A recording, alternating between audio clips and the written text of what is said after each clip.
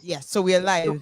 So good afternoon, everyone listening to us from everywhere, all over the world. My name is Aanu Adedire, and with my sister, who is my co-host, my co-host Dami Adini, Wow, you and we forgot my have name. a panelist here on the show. So I first want to take a breath of fresh air. Which way Nigeria? I think that's the moral of this conversation. But I'll have Dami run through, and we'll continue from there.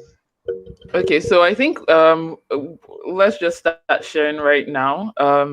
Was Sharing the link to everyone and letting everyone know that we're live. I don't know if we're live on Instagram as Okay, well. so I think let's just start sharing right now.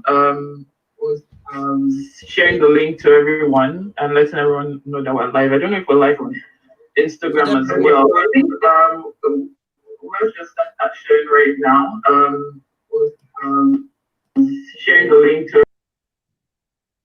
Okay, so while Dami fixes that up, so thank you very much everyone for joining in. I know we told almost everybody within just thought about this within 24 hours, and the hashtag insert now like it's now like old school. Now it's 5 for 5. Now it's like everything is changing every minute. And to be very sincere with you, what's going on right now is disheartening. It's I don't know the words to even say.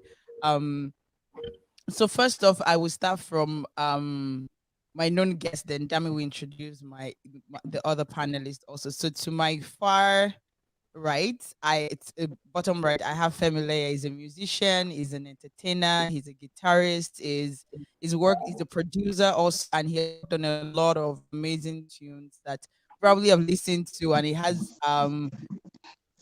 albums to his own stead. And he's an amazing. One of the ways I met Femi was actually a policeman accosting Femi. If you remember that day, a policeman actually I was do, I do. literally wanting to beat Femi, and he had to put Later.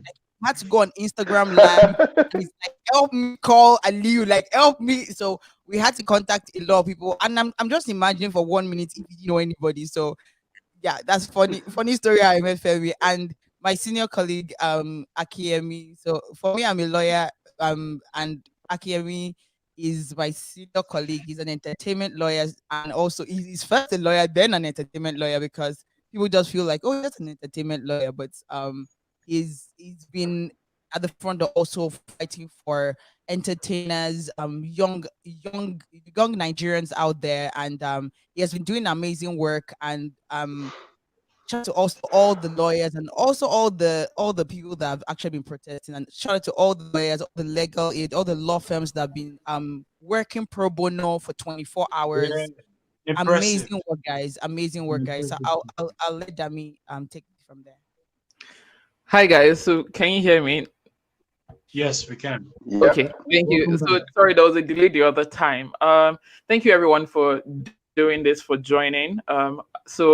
I have Mommy Oluneye Oluwole. She's actually my mentor. She is a media mogul. She is the founder of African Hub, and she's involved in. I mean, she has over 20 years experience working with both with a lot of governments.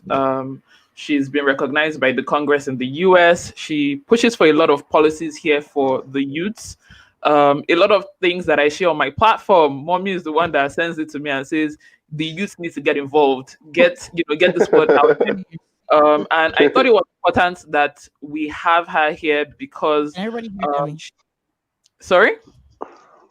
Okay, yeah, we're good. I thought it was important that we have her here because she represents also our parents, the generation of our parents. I feel like there's a disconnect between that generation and us. And even if that generation went out protesting during June 12 and all that, all of a Yeah. sudden we look like rogues, to them right now. So I want to, as much as possible, we want to engage everybody and see how we can move this forward. Next, we have John Chianu. I hope I'm saying your last name right. Joy is is a Nigerian youth that is passionate about Nigeria. She's been out on the streets of Toronto protesting as well, making sure that that everyone hears about it. So the essence of this conversation is that we saw that there was a disconnect, as I said, between Nigerians in the diaspora and Nigerians back home. And for so many reasons, some people just don't know how to get involved. Some people feel like, oh, we had Occupy Nigeria, we had enough is enough, we had all these things, we haven't for a while, let's give it 1 week, it will die, everybody will go back to status quo, and some people have given up on the system. Some people just don't know how to help. So the essence of this conversation is to see how, we know that it's beyond the ENDSARS, it's beyond it's beyond just police brutality. There's so much to it. We want to see how we can get involved, and even up to the point of 2023 elections. This is we're setting the stage for what 2023 will look like. So thank you, everyone. It's a pleasure meeting everyone. Those that I haven't met, it's a pleasure meeting everyone, and we'll start the conversation now. Aanu, over to you. Okay, so first off, I'll start from my far right, and I'm going to start with those that are in Nigeria.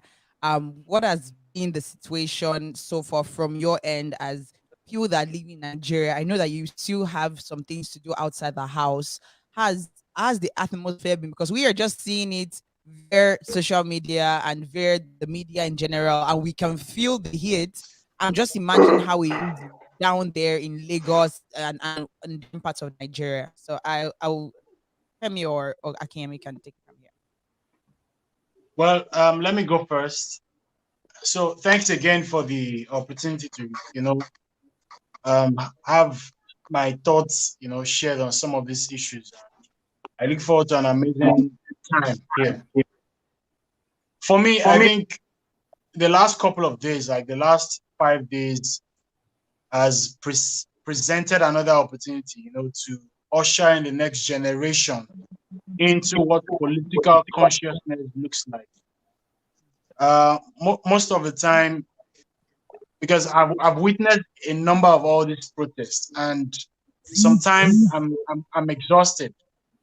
But I'm happy that the new generation, like the new 18 years old to like 18 to like 25 years old, this is their own first time being out on the street for most of them, and they are actually conducting themselves in a manner that I'm happy to see that most of them are even educated about what the issues are.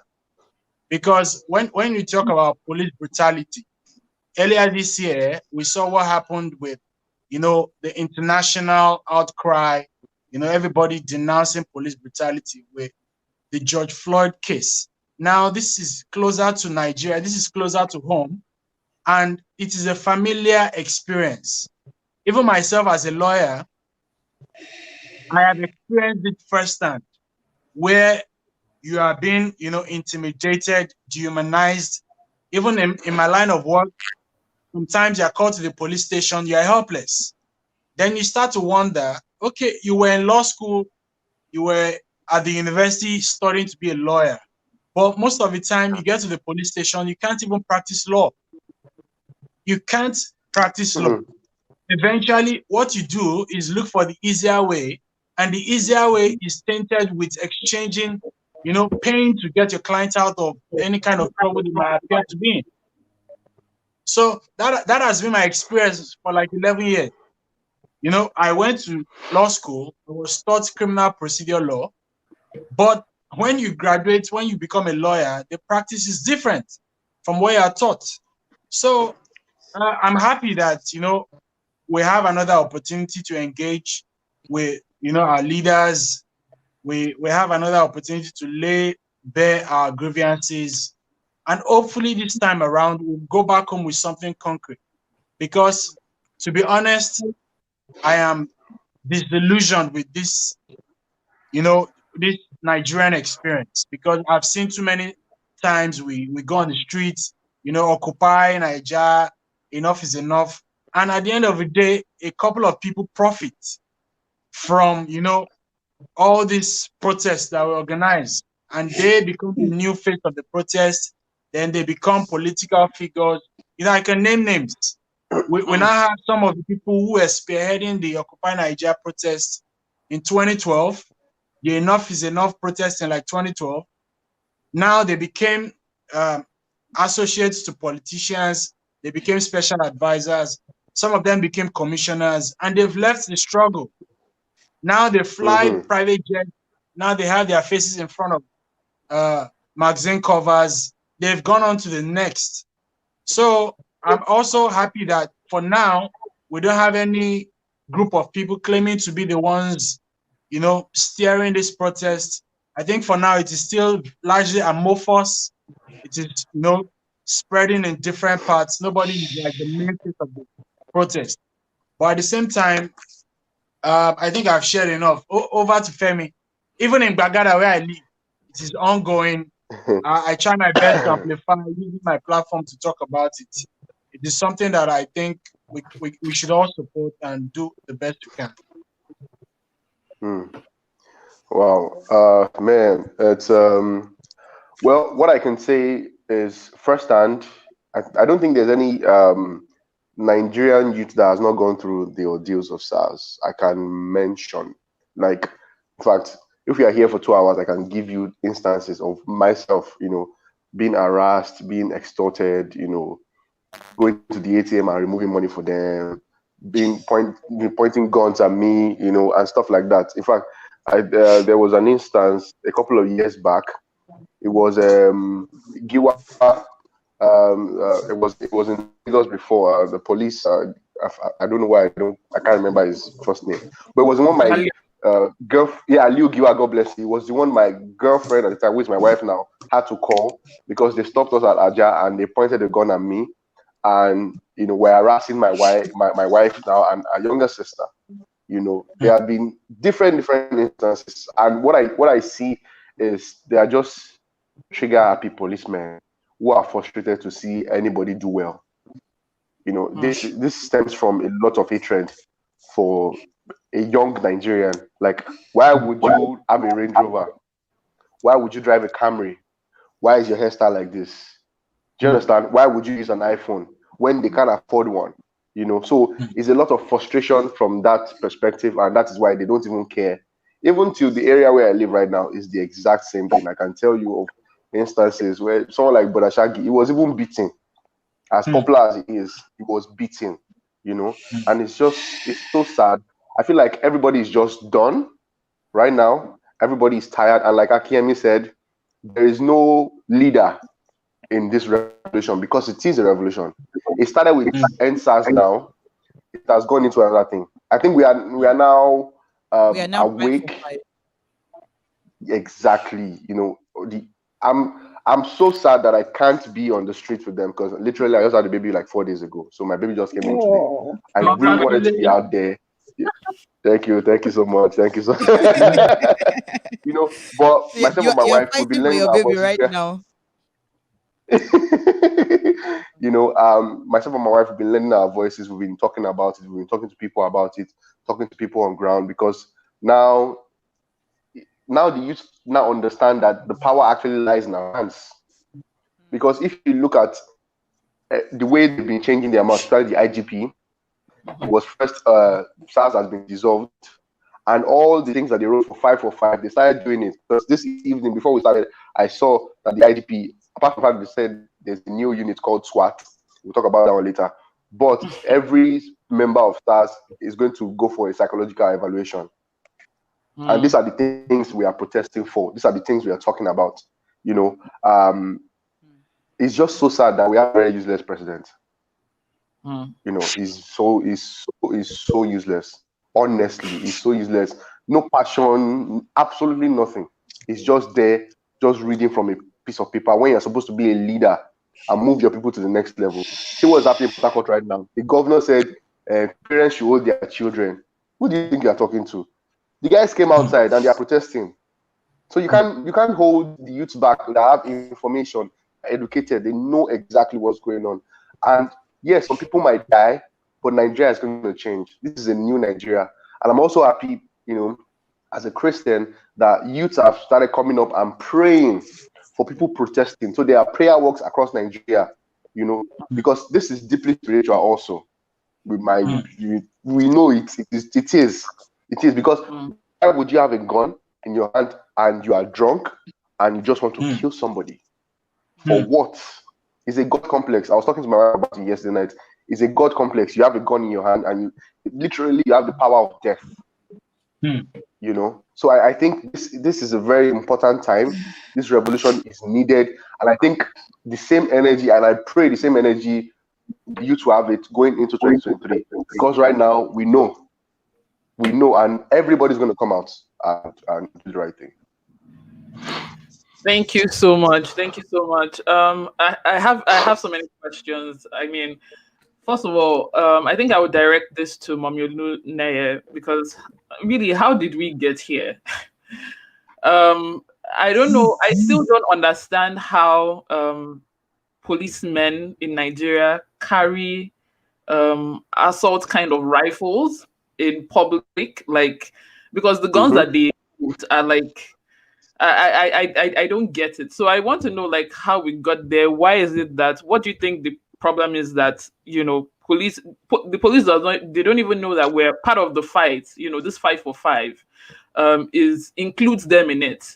You know, we're not saying we don't want police at all, but we're saying they are, you know, we're talking about them getting increments in their salaries and all that kind of stuff. So, Ma, please, how did we get to this point? What do you think the problem is in terms of even policing, based on your own experience, you know, up until this point? Thank you, everybody. It's very wonderful to be part of this amazing panel where I seem to be dated, calling me Mommy Olole. Please, can we just expunge that? I saw that coming. I saw it too. Can we just expunge that and not make me a dinosaur? Mommy is still in these streets, man. She's still in these streets. Please, remove the mommy. Exactly.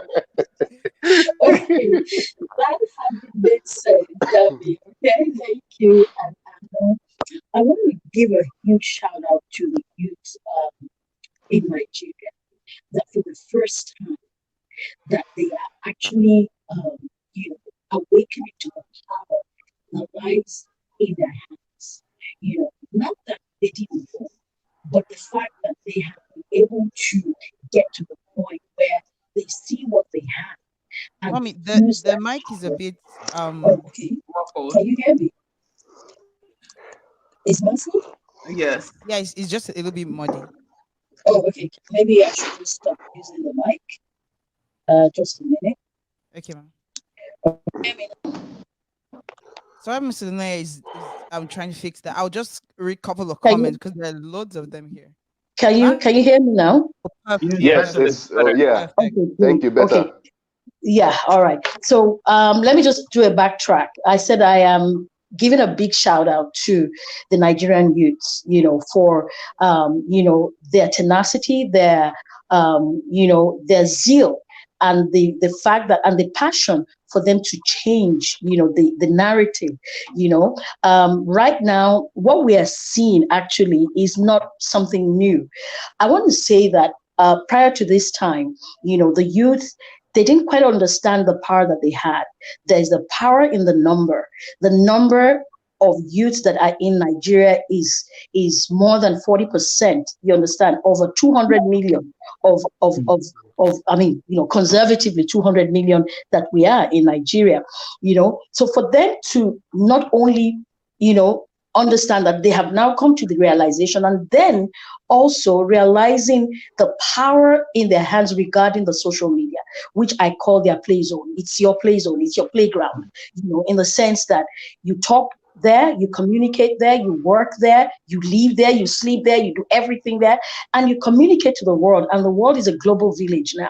So kudos to Nigerian youths that have taken the bull by the horn to say, no, enough is enough. And this stems from what they see globally that has happened during the pandemic, how you know, social media, the voice of the people, were able to bring even world leaders to their knees, that they took vows for the, Black Lives Matter, Our Lives Matter. So we're seeing the power of social media. We're seeing the power of youth. We're seeing the power of collective voices, to make changes. And that is what is happening in Nigeria. So back to your question, Dami, that how did we get here? Let me tell you.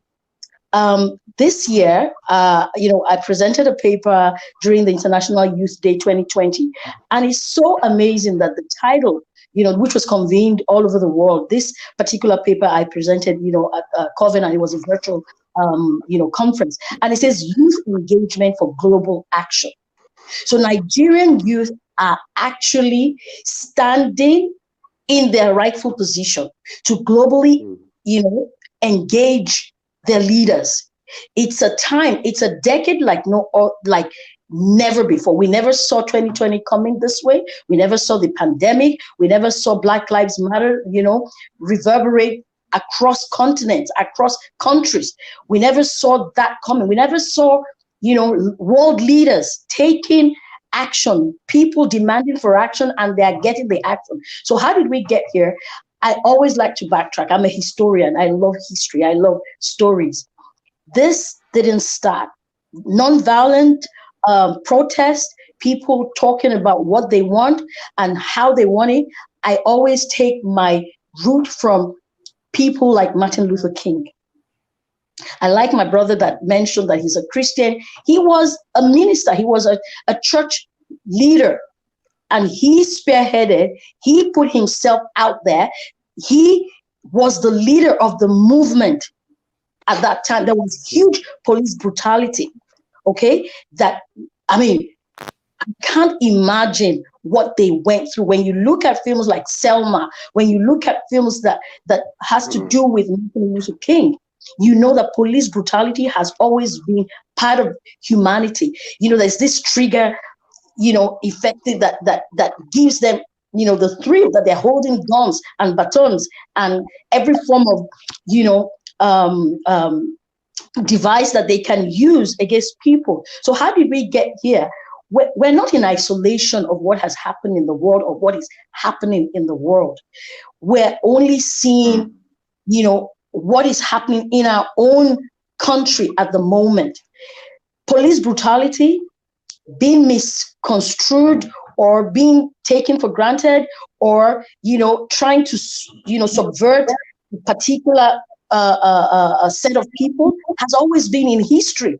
So now the youths in Nigeria are rising to their to their responsibility, to the fact that we are not going to have this. And look at police. How do you explain a police officer putting his knee on a guy in broad daylight with other 4 officers looking powerless and other passers-by doing exactly that? You can imagine that being in Surulere or wherever that happened. So it happened in America, it's happening in Surulere, it's happening in Abuja, it's happening anywhere in the world. What we are saying is that, one, police all over the world, in Nigeria, need reforms. Now we want to narrow down to our own country. We're peculiar in the sense that we're having a police force that is outdated.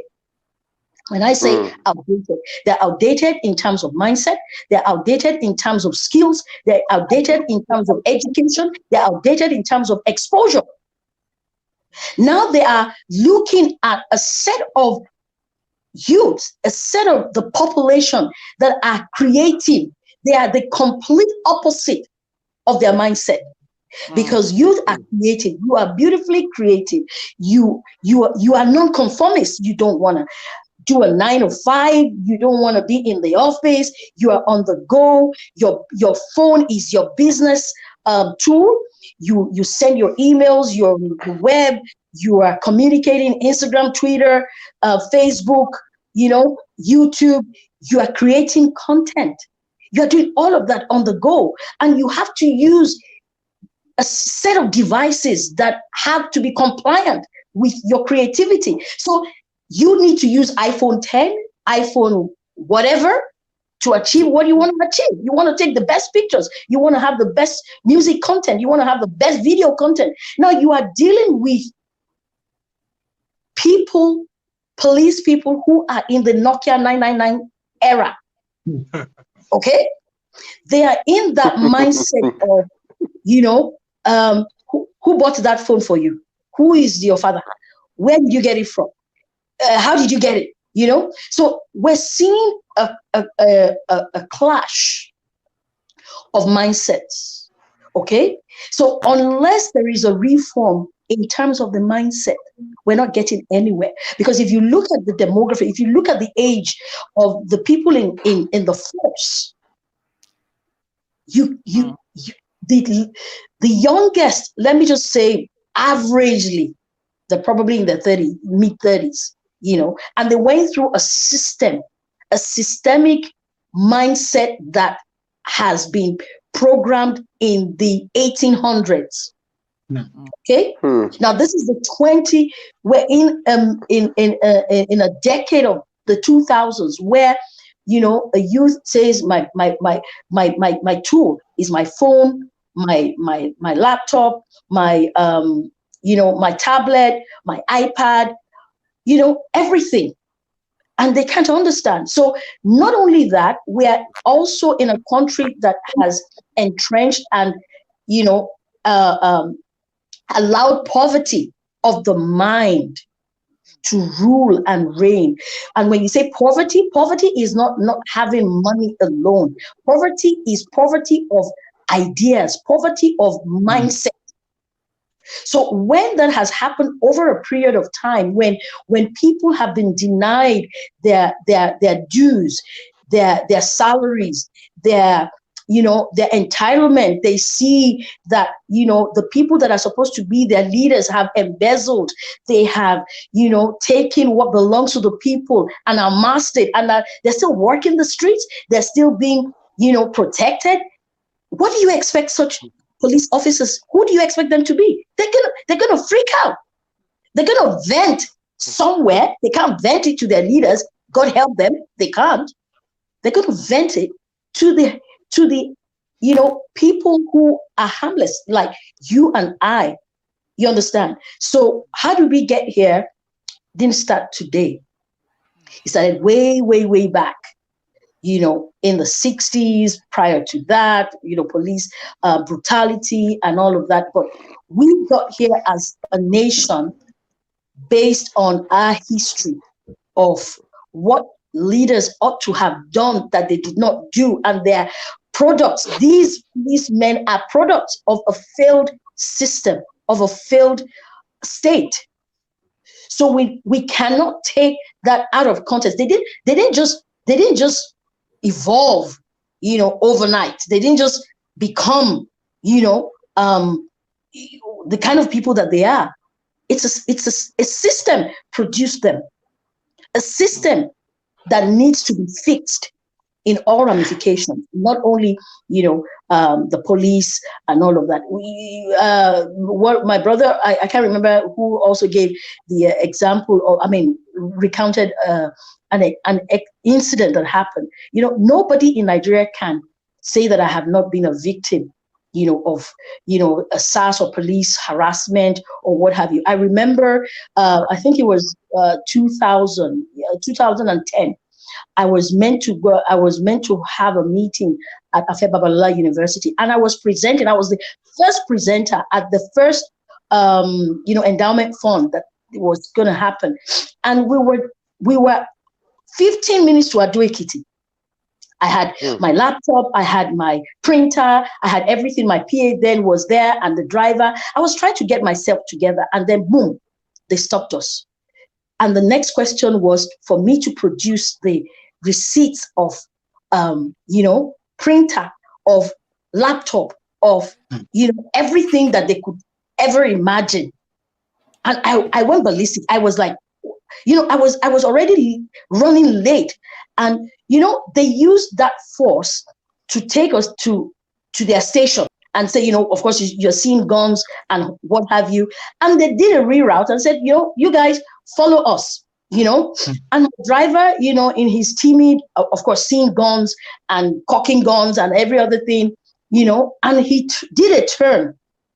Okay, and we were following them. Then something snapped in my head. I said, hey, wait a minute. Am I a fool? You know, there was a convoy of other cars that were already, you know, stopped, that were supposed to follow them back to one Ekiti, you know, place. I just told the driver, thank God we were the last on the convoy of cars that were apprehended. I said, park. You know, I didn't know what went over me. You understand? They had actually taken his license. You understand? The guy's license, then the car papers, you know, which thank God was a photocopy, but he took his original license. So I just told him, I said, park. So he said, park. He said, they're going. I said, park. So I told him, I said, get down.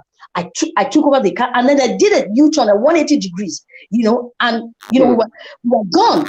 And the first thing when we go to Adokit, I said, go to a police station, tell them that your license is missing, is lost, and blah, blah, blah. The guy kept looking at me that, madam has gone crazy. That is the only way you can beat that system. Because I knew that if I followed them to the station, my day was gone, my presentation was gone. The leadership of Afe Babalola University, I would never, ever, ever get that opportunity again, just because some crazy policemen were on the road. So I took the law into my hands, basically, you know, and did that U-turn.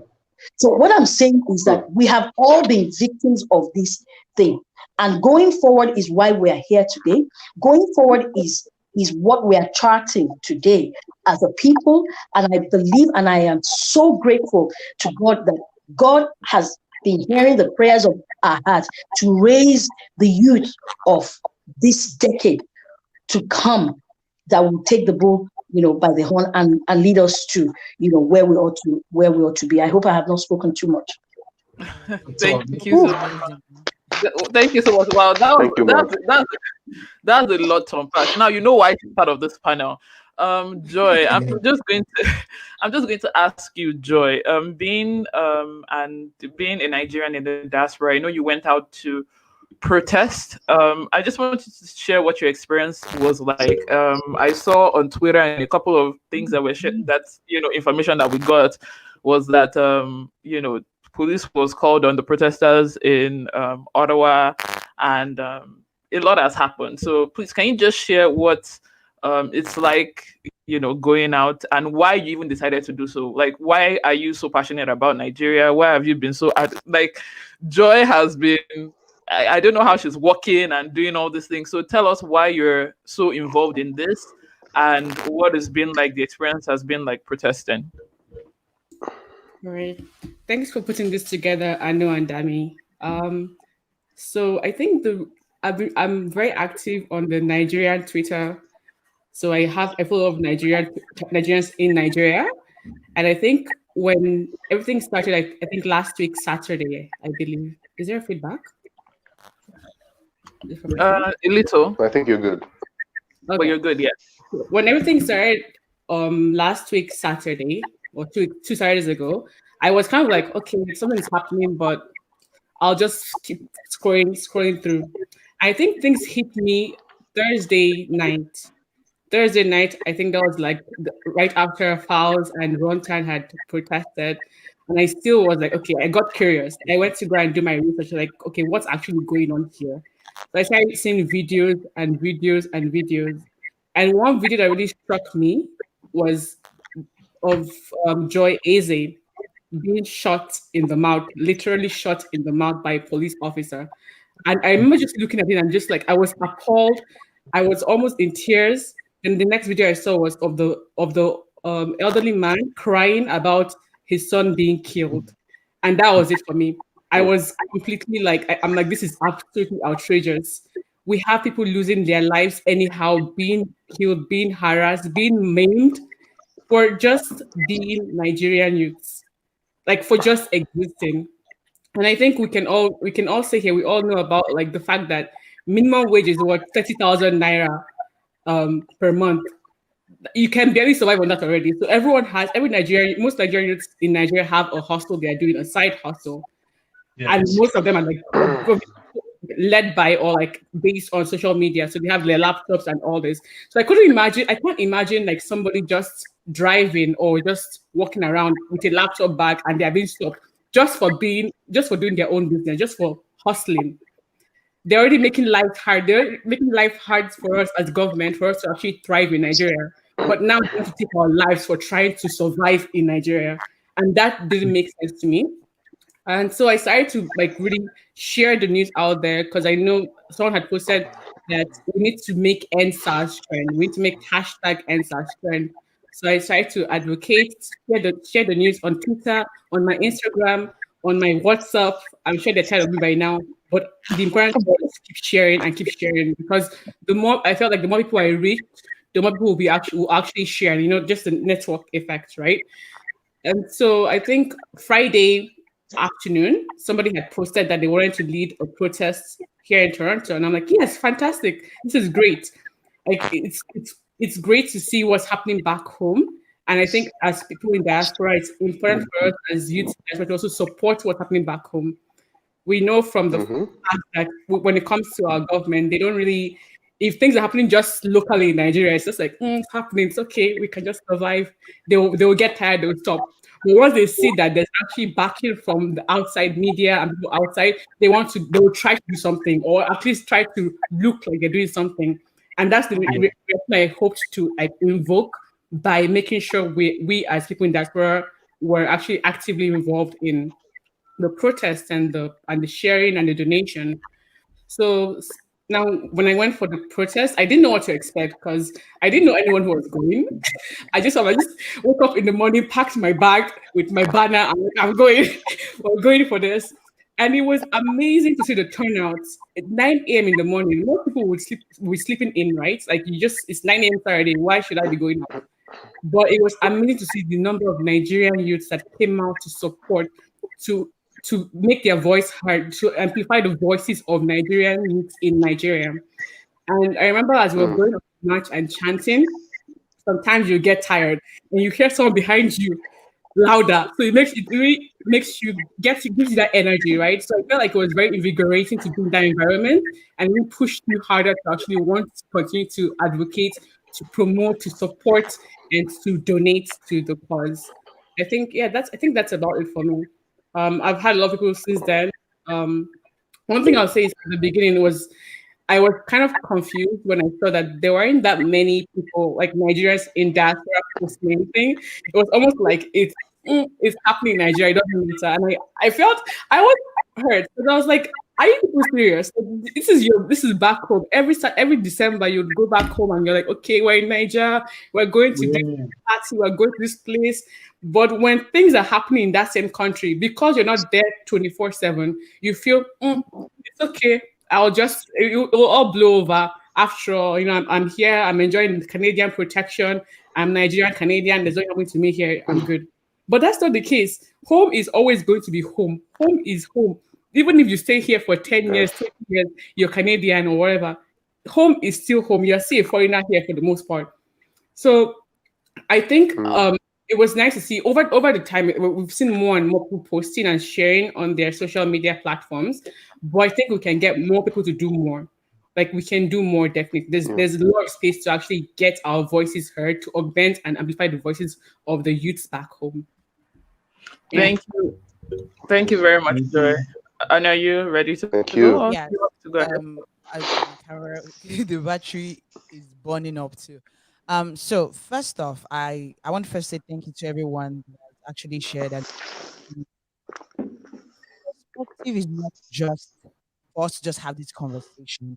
And I'm very, very happy that a lot of Nigerian Canadians, even a lot of Nigerian Canadian groups are sharing this and sharing it with other people so that they can watch this and see what they can do better. But I want to start from the one we can quickly talk about. The last thing we're going to talk about could be the police reform itself. So my question is, what's the role of the church in all of this? Because I think Femi tapped about it a little bit, that there's a spiritual factor to it, but it looked like it was after an Akinyemi, guys, if you go to Akinyemi's page, Akinyemi since last week has been saying, if your pastor doesn't say this on Sunday, don't pay your offering. Let the offering basket have ENDSARS in the. Like, he has been an advocate of that. If your pastor doesn't talk about this, You should stand up. A guy was, and funny enough, a guy was sharing testimony on Sunday, and after his testimony, he said, "So I want to ask why the church hasn't talked about the police brutality." And I love the perspective of, I think it was one of the pastors that John reposted, and he said that several times he himself had gone to actually go bail out a lot of young adults that are church members that were just arrested for being young adults, like for being youth, Nigerian youths. You understand? So in my head, I'm just thinking, why is the church, why are a lot of churches quiet? Why is the church quiet about things like this? Why is it that we're not seeing that revolution start from the church that Pastor Godman Akelabi, I saw Pastor Yemi David, a lot of pastors come out now and join the protest, right? And I'm just imagining, and someone like Pastor Samademi has been, he has been Very screaming vocal. on Twitter for the last literally for the last 1 week, talking about this. We see people like Pastor Kojo Emade always talk about this, and they've been on the front end. The backpack from their media screen at Covenant Nation on Sunday was ENDSARS now.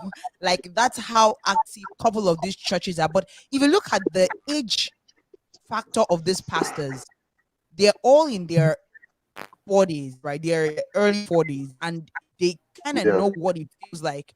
But the older generation pastors, let me use that word, it looks like they're really not concerned, and it feels like, oh, it's just the youths that are fighting. No, they're just making noise. They'll calm down.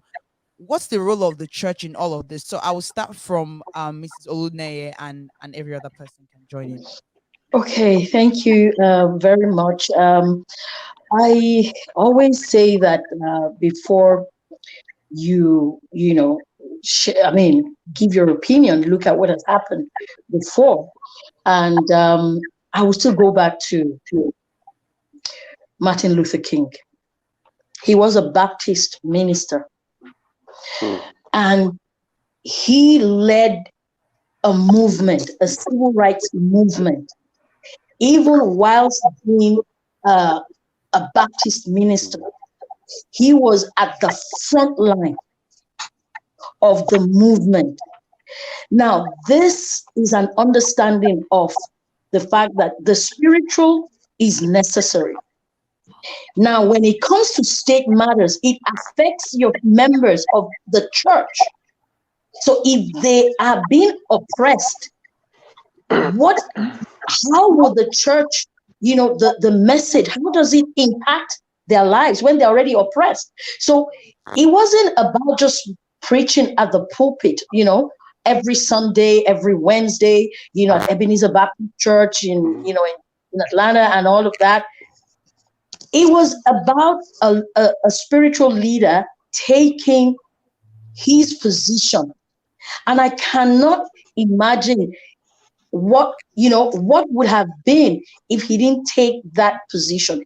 There was need for leadership. I remember one of the guys, one of my brothers here mentioning that there is no main face to the protest. He provided the main face. He had vision. He understood that to liberate the people meant somebody had to bail the cat. Somebody had to put his life on the line. This is our mandate as Christians. You understand? By one man's life, Jesus Christ, he laid down his life for the entire humanity. He had to come to the world. He had to be humiliated. He had to be beaten. He had to be hung. He had to be stretched. He had to be, despised to achieve the mission, the vision of bringing us, reconciling us. So the church needs to stand. The church needs to give leadership. It has nothing to do with putting it on billboards. I beg to differ. That is just cosmetic. It is cosmetic. In the sense that, look, anybody can put any banner anywhere, okay? When it comes to, doing what you need to do, we need to step out of that comfort zone. We are seeing the youth, and the youth, you know, they are the ones who are responsible for. Look at any growing church in Nigeria, House on the Rock. Please remind me now. It's gone out of my head. Daystar, you know, Covenant, even Koza. I bet you know that 75 to 80% of the population are youth. Look at harvesters. In fact, there's no. I mean, before you get people like my age, you know, you can count them on your fingertips. So what are we saying? If the church now, the representation of the church now comprises of youth, and we're not having leadership that can be at the forefront to fight their cause. You know, it has nothing to do with, I'm just a pastor. You know, what we are going to do is just put out Twitter and all of that. Look, people that have done it before, they have shown us. Martin Luther King said he had a dream. He didn't know Barack Obama was ever going to be the president of America. In their head, they could, nobody could fathom it in the 60s. That was why Jesse Jackson was crying the day Barack Obama was inaugurated. He was a living witness of a movement.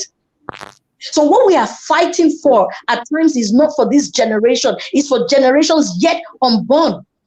We're fighting for people, your kids that is just 4 days old. You can imagine that kid in 40 years, you will be gone. I don't know what your age. I mean, okay, I said I'm going to stay till 120, so I'll still be around. Okay.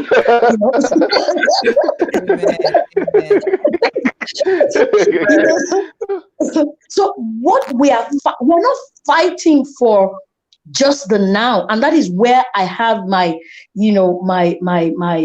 beef. Let me use your word now. I have to use your lingo.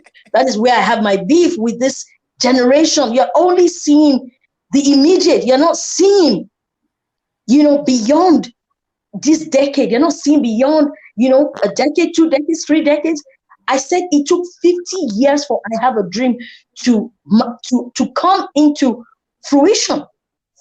50 years. He was assassinated. That's a century. Unless we begin to have leadership that can put their lives on the line, not thinking about their comfort zone, not thinking about their church, how many people, Reverend Al Sharpton, Jesse Jackson, these are the leaders that held on to the dream. So we need to start having leadership in church that can rise, that can face the government to say, can you imagine segregation? I mean, this was war. I'm facing them to say this is what we want. And they also, they listed set of things that they needed. So I'm saying now that it is not only enough for church leaders to say, okay, we put it on Twitter, we are putting it on the billboard, we're putting it, blah, blah, blah. These youths contribute to the tithes and the offerings. They are the creatives that make these churches do whatever they do now, stream live. Go and look at their media departments. Look at their multimedia departments. It is being run by creative youths. So why would they not be at the forefront? So if we're still looking for leaders, I'm still saying that we're still being short-sighted about whose fight this is, whose vision this is. Okay? So we need leadership to step up. We need them to step up. And we have seen leaders that have done it. Black leaders, Black ministers that ministered and gave their blood, their life on the ground for people. So that is it. I want Nigerians to take their mindset off the cosmetics, oh, they have written something. No, we are not fighting for 2 years, 1 month, 6 months. We're talking about reforms that will change this country to take its rightful position in the Committee of Nations.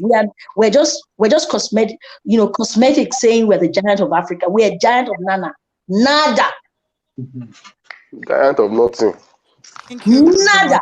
much. But the power lies in the youth and the Christian ministers who can take the bull, and it has been done, it has been proven, and we are seeing it, we are enjoying it, and it has a ripple effect. Barack Obama, his administration helped, Africans, professionals. So we're not talking about our own immediate needs. We're talking about a movement.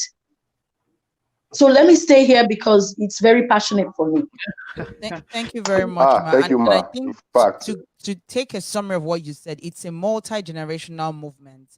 Yes. That generations to come, our generations understand. And I think that's the myopic view that the police is seeing it as. They're seeing it as us fighting against them, but it is us saying that you guys deserve better.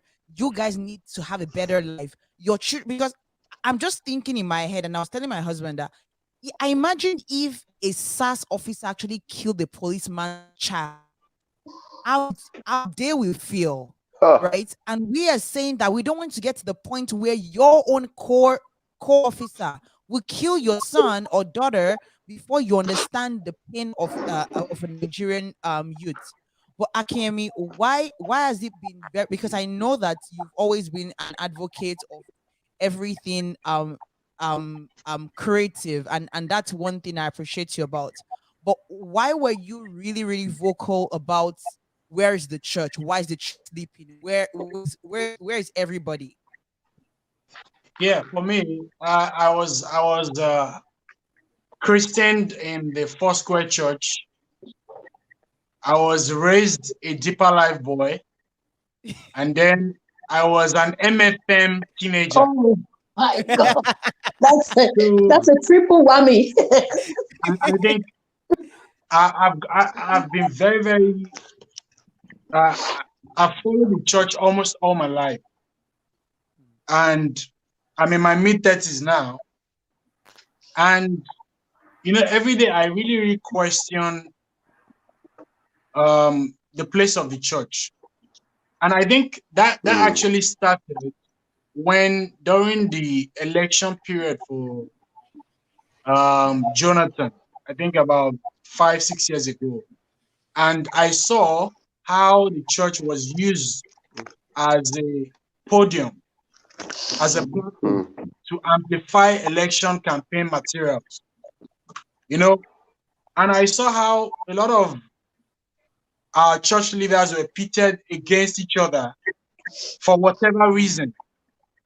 Everyone was vocal for, their choice of who the next president should be.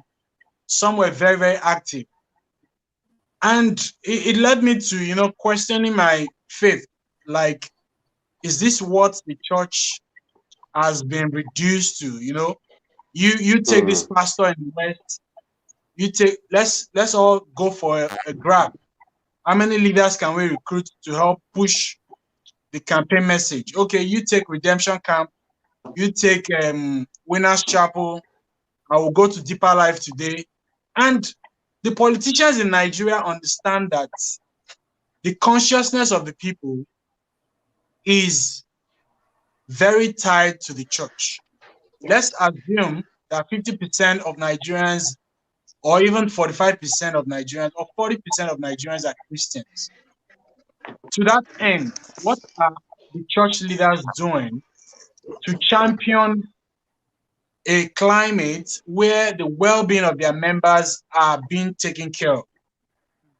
I can remember as far back as 1990 or 1992, my dad was a young man in his mid-30s, a very Bible-believing devotee of MFM, of Deeper Life, and we were being sold the dream of, let's continue to do things in a certain way. There was a lot of doctrine And a lot of Christians actually shied away from participation in politics, in governance. There were some doctrines that did not, encourage people, did not encourage Christians to, take elective positions. And we have seen where that has led us to. If we can have examples of people like Dr. Martin Luther King, who, they championed the righteousness, the justice, fairness of that particular time. And we can see the impact of the work they did.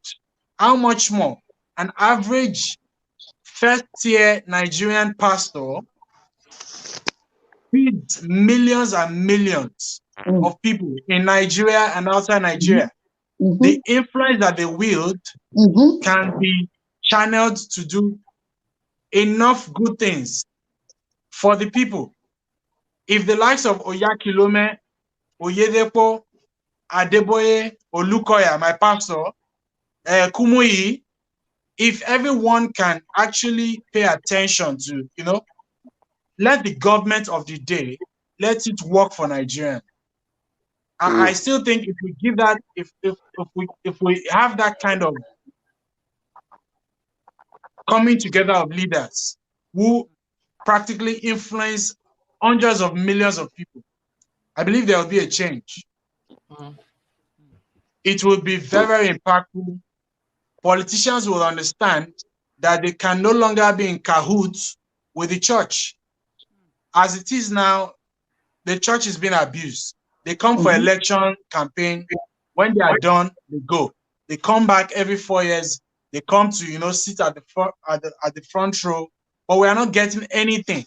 And my biggest fear is that in 20 years, when my kids, I just had a daughter early this year, and every day I'm up thinking, do I want to wake up 20 years after and Nigeria is worse than it is already? Because I wouldn't say that things are better now than they were 20 years ago. The inflation rates, the insecurities, the kidnapping, the banditry in the north, we are practically just sitting at the edge of, hopefully we're able to get our acts together and we don't end up as a failed state. So I think the church has a role to play. The new generational churches, Pastor Sam Adeyemi, Pastor Bolaji, and Pastor PJ, I'm happy to see them lend their voice to the call to reform the police, to end police brutality. But where are these other big men of God when you need them? Where are they? So that I'm really, really pained. And I hope that the church can actively, like Mommy has said, there is an example already. We're not doing something that has not been done. We have an example. All we need to do is emulate them and work and watch Nigeria work for us. And the church should be the one to champion that. So I'll quickly run to Joy, and the reason I'm going to you is I remember during the Black Lives Matter movement, and I remember that I and Dami actually were the way we were pained about this Nigerian matter. We're pained about the Black Lives Matter because I know that we had a show then that we talked about the Black Lives Matter, the rape culture, and all that's going on. Which I'm going to pick it down back to Femi at the end. But Joy, I remember that a lot of churches, Nigerian churches here in Canada, jumped on it. During the Black Lives Matter movement, they used to preach, they used to say everything. But right now, the church in diaspora has been very quiet. Actually, the church in diaspora, like Nigerian churches, that are in diaspora, and some other churches in the US that were always pro Nigeria. They always say everything Nigeria. They always try to enjoy the culture. But when it comes to these things, but I'll focus more on the Nigerian churches in diaspora that they jumped on the Black Lives Matter movement, but now it looks like everybody's quiet. Okay, so I just want to start by saying, I think we were discussing earlier on, Aanu and Dami and I. It's like I can't understand one thing. Like, is it that the church doesn't understand the influence they have? It's a very big question to be like, does the church understand the influence we have? I know we try to be non-partisan sometimes, But the basic, I think someone had shared on my social media, I think Proverbs 31, 8 and 9, about the importance of like speaking up for the needy and people who can't speak for themselves. That's like, so it's written in there. If I'm not even say they cannot do, they don't know it's in the Bible, it's in there. We have a voice as Christians, as a church, to speak up for people who can't speak for themselves. Now, when it comes to comparing like why during the Black Lives Matter situation, churches were like all out and preaching and advocating for Black Lives Matter. But when it comes down to Nigeria, it's like, they're quiet. I can't really say I have an answer for that. But I feel sometimes we try to detach ourselves when it's something close to home.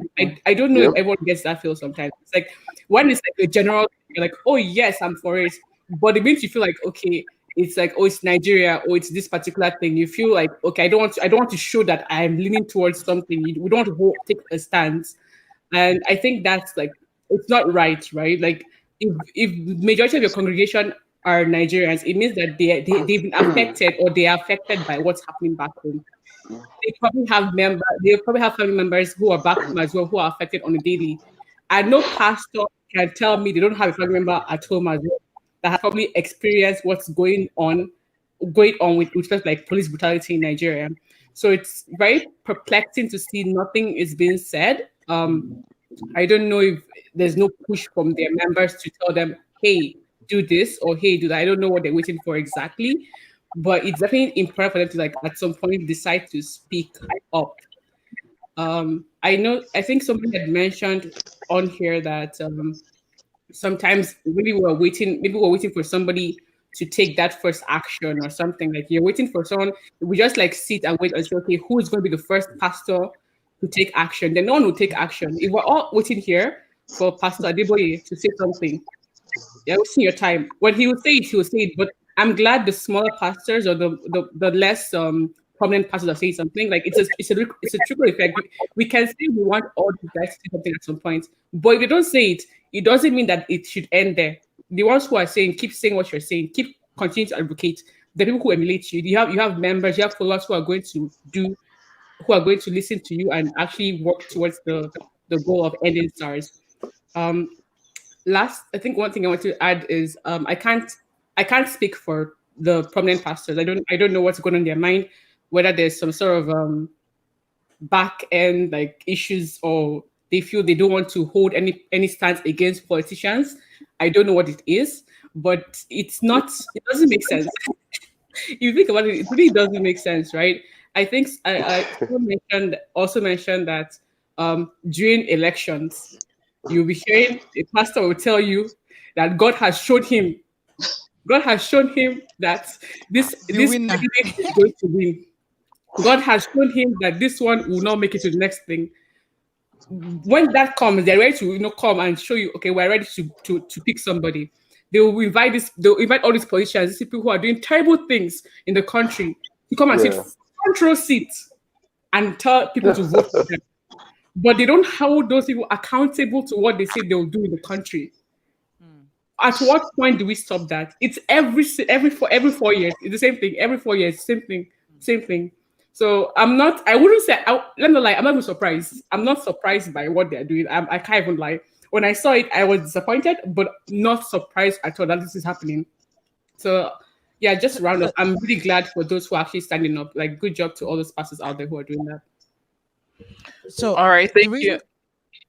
Okay, sorry. I just wanted to piggyback to what Joy said. So the reason why I asked you that question is because I know that a lot of churches here, and I think you kind of have answered it, but just to give credit so people understand what you said, is that for churches in diaspora, I think that people are quick to jump on global trends than to jump on things that are close to home. And I think that it's just a change of mindset for us as the church, even here abroad, that we have to understand that as powerful as the church in Nigeria is, we also are a force here, because there are certain churches, not to just mention them, Dami knows, we know certain churches that if a church does a protest here in Canada, the whole city will feel it just because, right? So I think that will help us kind of draw our attention back to the power we have and the values we hold. So I'll drop it back to them. And to be honest, I just wanted to add a few things before I put in my next question or steer the conversation to a different direction. Um, I think that being someone that works at the back end, I work with a lot of pastors, and I know that a lot of times things are happening behind the scene that people don't come out to say. I'm not saying, I mean, I think there's a bit of disconnection with our generation. I feel like that's a huge problem, and it's the way they've sort of handled the way they've brought us into the church. And as Joy rightfully said, is that sometimes I feel like everyone is waiting for one person to speak. Okay, one pastor, then all of a sudden you now see everybody jumping on the trend. I would say this, that everybody here, we're all Christians, so this is not a hate church conversation, or this is not an against church conversation.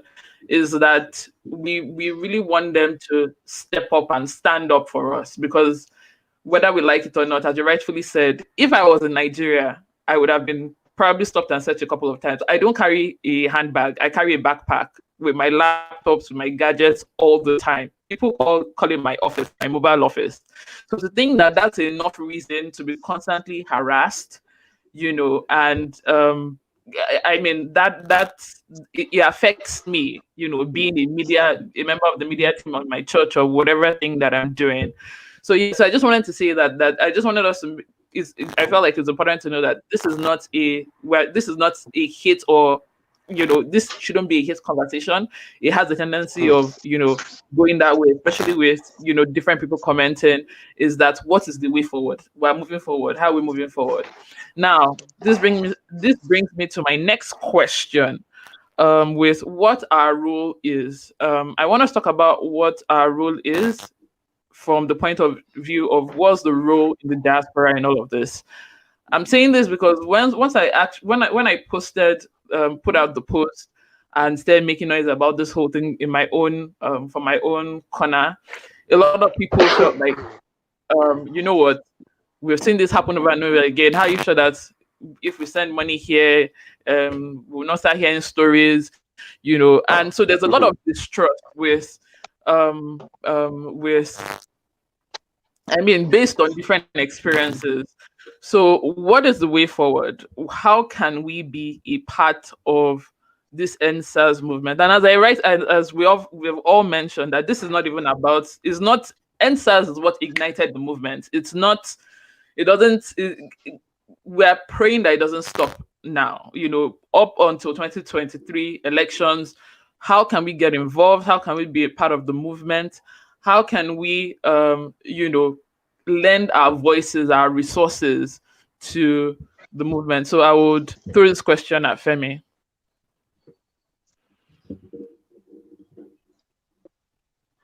Hi, Femi. Okay. I will speak. You see,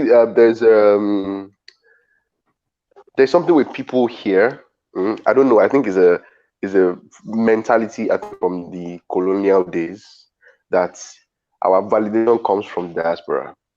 So if people in diaspora pick up something, we take it more seriously. Do you understand? It's just like it's a bedrock of our foundation, which is so terrible, but it is true. It's our reality. So I feel at this point, I remember when this started, and I know Joy mentioned it when she was on Nigeria Twitter. People started tagging BBC and CNN and everything until they picked it up.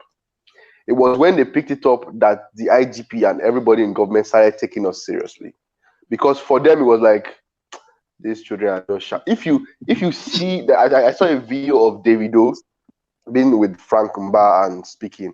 It can be very, very intimidating when you're in a place like that, especially by yourself. But then when you know that the IGP or the president, they are disgracing their families and their generations, and people are really taking it up. See all the celebrities start talking about it, from Drake to Didi, everybody else. Oh, okay, so we see now this thing is very, very serious. And then they started listening to us. Because if it wasn't for the people in diaspora, I don't think we'll go 3 weeks like this and they'll probably not lift a finger. They will just be looking at us like, these children. I hate that statement, by the way. These children. Why are your children? You have your own children. You know? So it's so sad, but it's our reality. And I feel like the Nigerians in the diaspora, you guys have a very important role in the reform of Nigeria.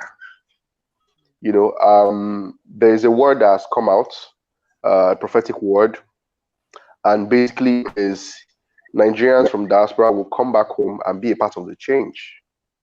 You know, because Ajo Dabile, finally, everybody's in Nigeria. Maybe you're a Canadian or American, it doesn't really matter. As long as you're Nigerian, this is home for you. So I feel like this is just a catalyst to start, you know, this movement, because it won't end with SARS now. It will go into healthcare, it will go into education, it will go into poverty, it will go into the way, you know, the disconnect between the government and the people. You know, that poverty mentality of, once you are in government, I'm supposed to be doing SAR for you. And then I can't talk to you.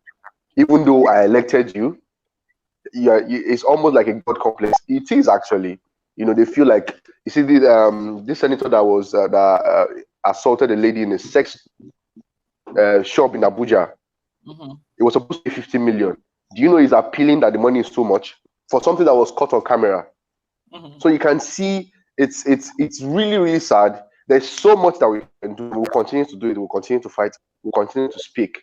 But everybody in the diaspora, every Nigerian diaspora, whether you were born there or you left Nigeria and went there, you know, everybody needs to start speaking up. Everybody needs to start shifting Buhari out of his comfort zone. He has addressed us twice now.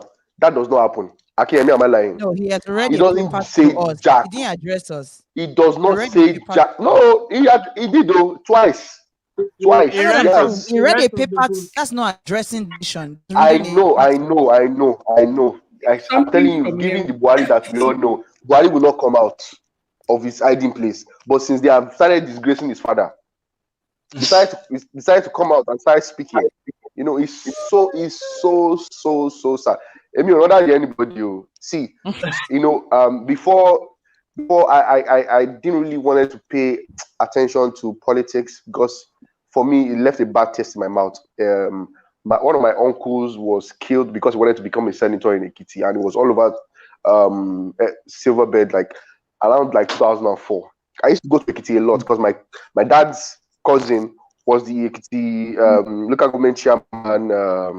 Local government chairman. I'm from Ekiti, you know, and my grandfather was the Aruwa, so it's very, very close to me. But the moment I started seeing that they were killing my family, I just decided to step out of politics altogether.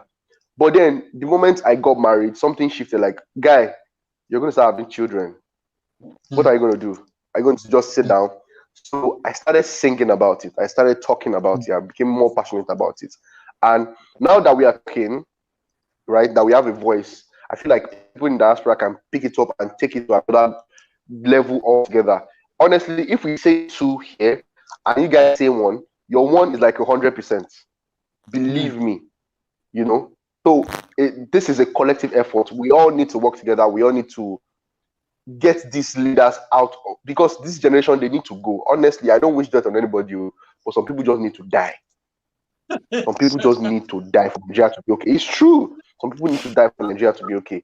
And the youths have to start stepping up and getting into electoral positions, because they are saying, lazy youths, they are not doing anything, blah, blah, blah. We did it the last time. They didn't allow us. Fela drove to Iran, Banky W ran, and I have a couple of friends to that ran that didn't get him because there's a cabal, right? But we need to push those people out of the way, because we know what's going on. We have technology. We are well informed. We are literate. We went to school.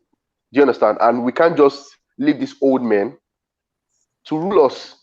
We're in a digital age. They are using analog. It doesn't work together. So I feel like I really thank you, Joy, for what you're doing, and Dami and Aanu, you know, for really coming to our rescue, because that is what it is. For speaking up and saying that I'm not just a Nigerian in diaspora, I'm actually Nigerian too. You see someone like Tobin Enugwe that's always vocal about being Nigerian, you know, and that gives us props in front of the entire world. So I feel like we need to come together and push it beyond SARS must end now, or whatever the hashtag might be, because tomorrow it might change now. They will say Yeah. they have hacked it. Everybody's account will be blocked. So we'll keep changing. We'll keep evolving. And we'll get these people out of office, and then we will go there and then make Nigeria great again. Power to the people. Thank you very much. Akinyemi, do you have anything to sort of add to that as to how we can help from the diaspora? I know that there's been a lot of coordination. I was hoping that one of my friends could join, Femi and Moyin Johnson. I know they have been behind the scene, sort of helping with medics and getting money out to people that need it, getting protesters out of jail and whatnot. So is there anything that we can do from the diaspora? Because as I said, the essence of this conversation, we don't want to just come here, talk, gist, and because we have a tendency of doing that, it's just gist and everybody is the end of the day. So what do you think that we can do right now and going forward from the diaspora? Yeah, I think it is a two-way street. That is what Jidena always says. Like, it is a two-way street. Nigerians outside of Nigeria are connected to Nigeria.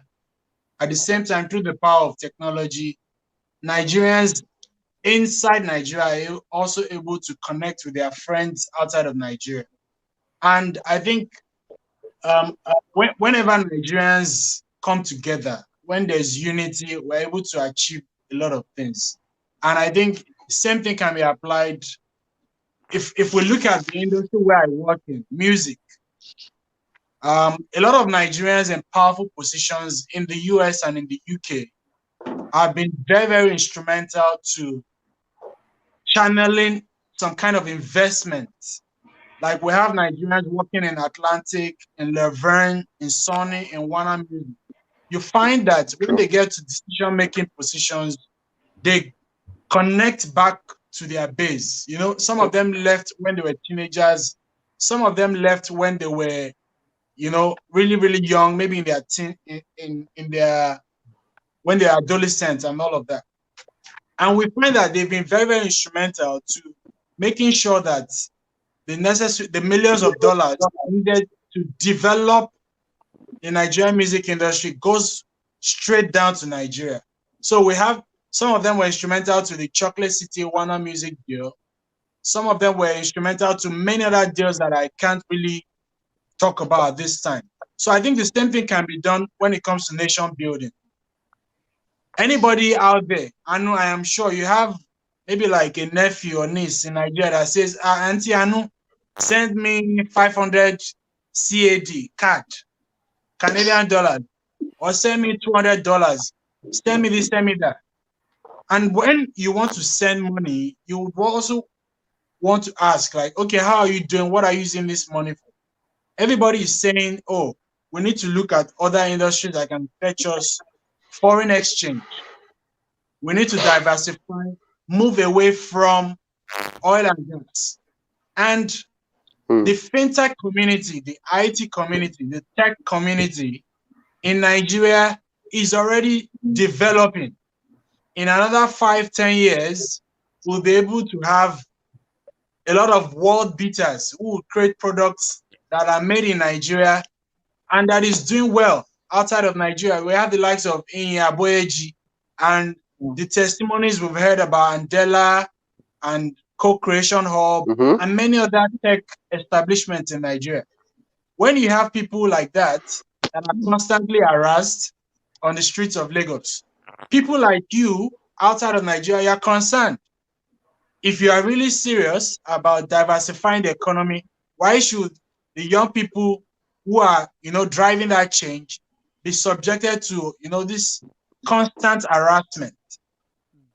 The people that made Mike Zuckerberg visit Nigeria were the tech people, because something is bubbling with our technology community. Something is happening already. Same thing with our music community. The music producers, just because they wear earrings and they have dreadlocks, it doesn't take anything away from their industry and the productivity. Many of them are doing amazing work, bringing the attention of the world. The reason why we have Dirty December, people rushing down to party in Lagos, in December is the music industry. We have an amazing industry that is attracting foreigners. People want to come to Nigeria to spend their holiday, their December, their Christmas with their family, because there's a thriving music scene. There's an amazing nightlife in Lagos and Abuja. So one thing I would beg from our, Nigerians outside of Nigeria, we should invest in maybe voter education. Let us try to create more content that will teach people, because another thing I think we lack as young people in Nigeria is that we don't have enough good examples. The first time I left Nigeria and I visited Dubai, when I got back, I was depressed for like 11 days because I saw a country working properly.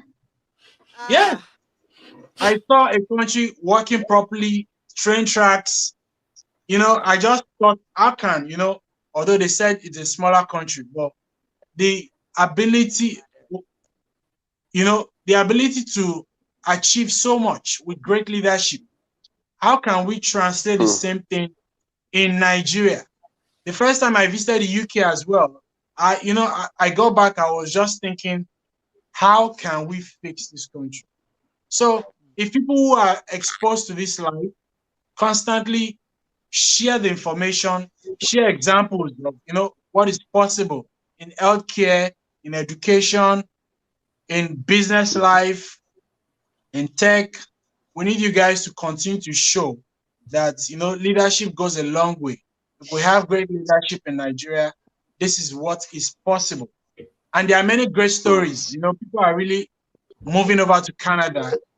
The latest one was a lawyer that left, I think, early 2000s, and now is a judge in one of the provinces in Canada. Yeah. And then he was saying, in a province in Canada, right? Yeah, Mr. Madu. Yeah.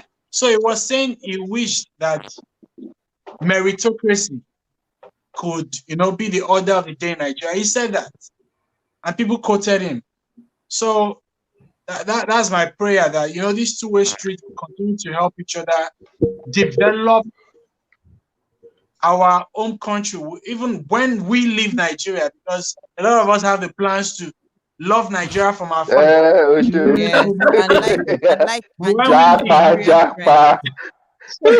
also be the Nehemiah that will look back and remember Nigeria and be like, we need to build this country. So that's my 2 cents.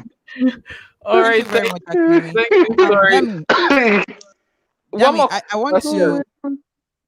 Okay, I wanted to piggyback someone's question now, direct that question to Mommy Oluneye, just because I know we're talking about what diasporans can do, but someone here just asked a question where, and this is the picture she painted. I'm just going to summarize from the comment section, because we have, and shout out to everyone in the comment section. God bless you. God bless you real good. I know, please put up the question so that we can see.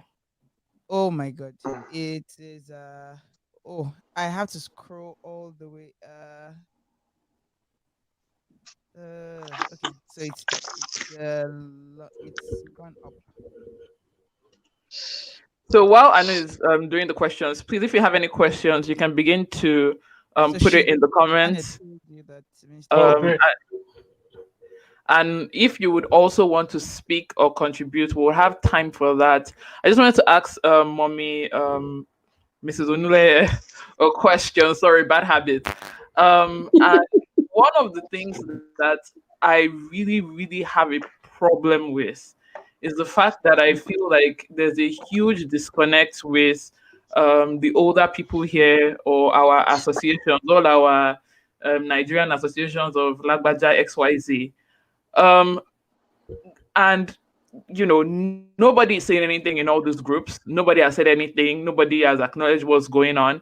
And then they are promoting like an event, a 60-year Independence Day party award ceremony. I don't know who is being awarded. And it's things like this that are tone deaf, that is insensitive to the plight of the youths. So please, how can we reach this, our mommies and daddies, and get them involved in this conversation? Because we need them. whether they, whether is even, I mean, in Nigeria, I know some people, some mommies and daddies that are the ones cooking the rice, they're the ones, giving out water. We need their support, we need their encouragement. I know they are worried, they are scared, but we need them to be part of this. So how do we involve, the older generation? Okay. Wow. There's a lot that I'd like to, first of all, share. But I'll start from your last question. I mean, your last statement that says, that we need them. What do we do? And my question, and I throw it back to you, and I say to you, the youth, and I'm challenging you. Why do you think you need outside influence when you already have it in you? Now, let me throw it back to you again. I still go back to my all-time mentor, to my all-time person that I look up to, that I listen to his what he has done. He was 26. Martin Luther King was 26 years old when he led a movement. So we're seeing youth that have not come to the consciousness of who they are. When I think of who they are, of the power that lies within them. So there's a lacuna which is very glaring. Who is going to start what, when?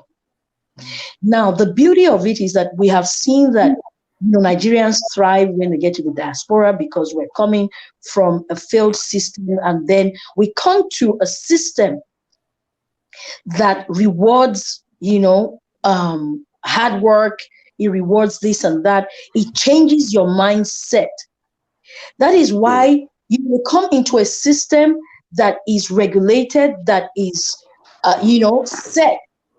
You understand? And they have proper ways of doing things and all of that, because the system has gone through a lot of, evolving. They have evolved to get to where they are. So it is easy to align with, a movement like Black Lives Matter, this and that, because they see a system that is working good. So we know that we can copy something that is good from where, we are in the diaspora. Okay.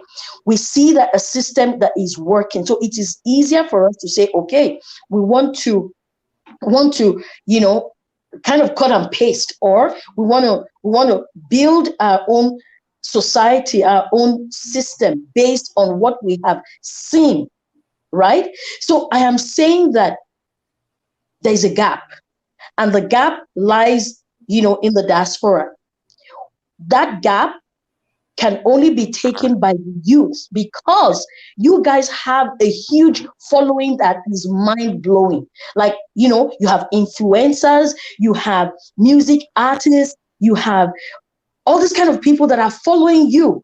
Do you understand? So when you look at that conglomeration of your followers, you already have a global impact. Okay? So what I'm saying is, for the diaspora, I believe that I am challenging the youth in the diaspora to begin a movement, to say that this is the direction that we are going. Not only that, to have somebody come out of that movement to be the face, because we already have international support from the diaspora. Okay? And then we're coming down to the music artists. These are global influencers. Davido, Wizkid, they're now, even these international artists are trying to have them, join their music videos. I remember I heard sometime that I think it was what's her name now? Jay-Z's wife. What's the Beyonce. Beyonce that wanted to do. Sorry, this is how you know I'm also. Wanted to feature Davido, in her music video, and Davido said, "No, I don't want to," because he believes in his following. He has built his brand. They went through hell and high waters to build that brand. But what I'm trying to say is that international, music artists, international global brands are looking for ways to, they have identified the entrepreneurial spirit and drive of up and coming music artists that are, of Nigerian descent. Yeah. Okay, so what I'm saying is that I am challenging the youth in diaspora to be a voice, to come up with a movement, and then come up with leadership, a leadership that has the kind of tenacity, the kind of resilience, the kind of can-do, passion, kill me, shoot me, whatever, like Martin Luther King, to say this is where we're going. That is one. Then, you have all these music artists, they're in that age bracket. Now, for the people in my category, the baby boomers, people in their 60s, in their 50s, and what have you, you're waiting for a generation that would only be functional as mentors.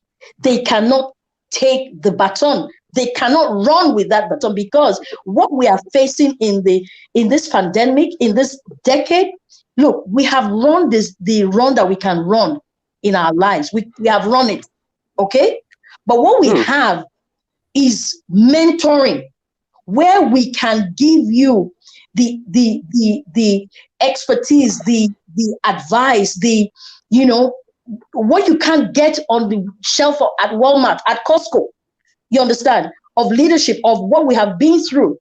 But to say that the 60s, 50s are the ones that would drive, what kind of movement are you envisioning?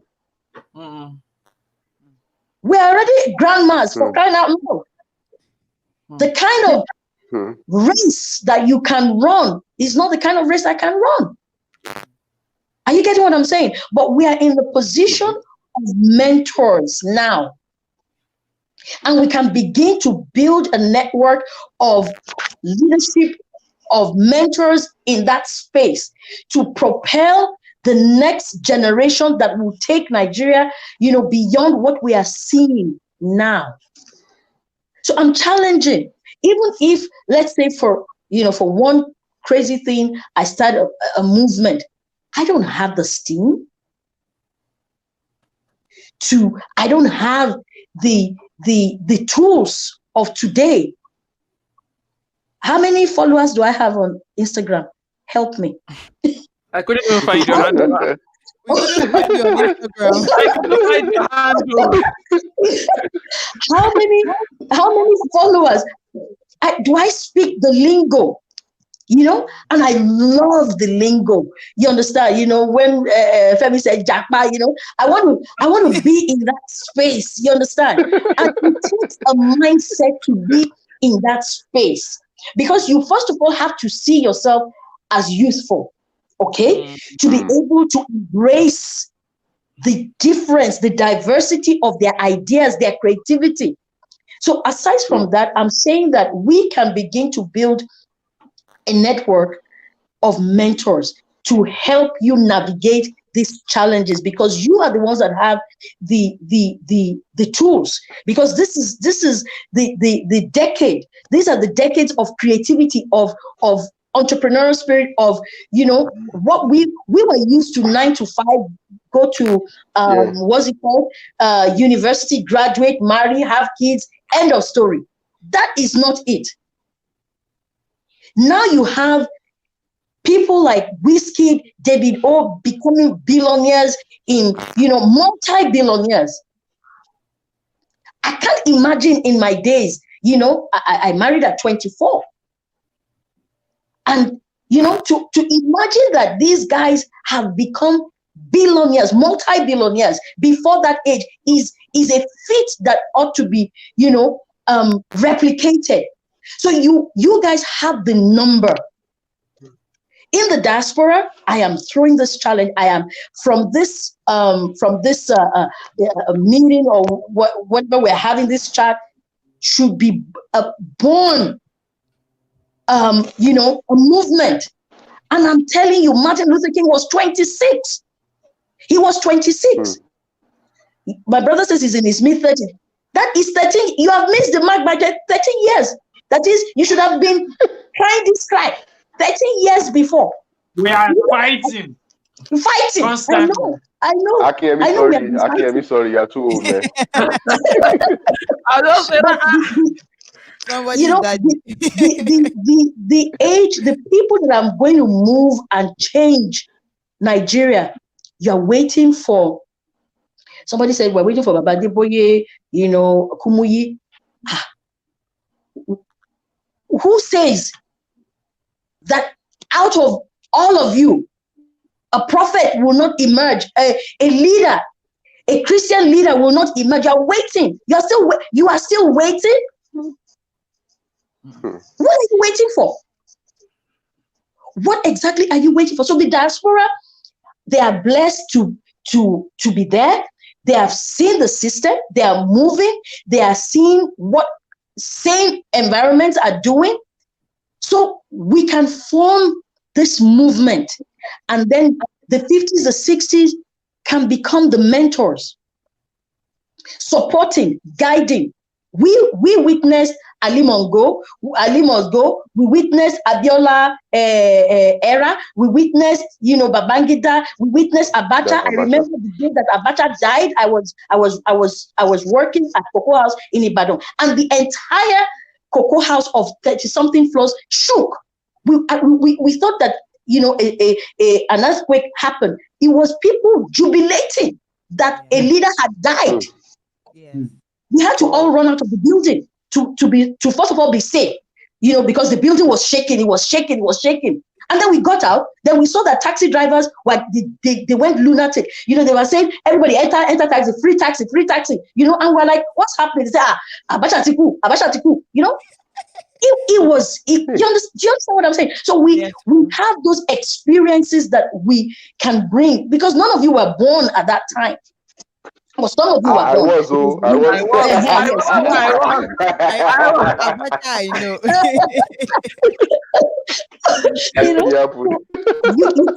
You understand what I'm saying? So we need radical leadership. We need servant leadership.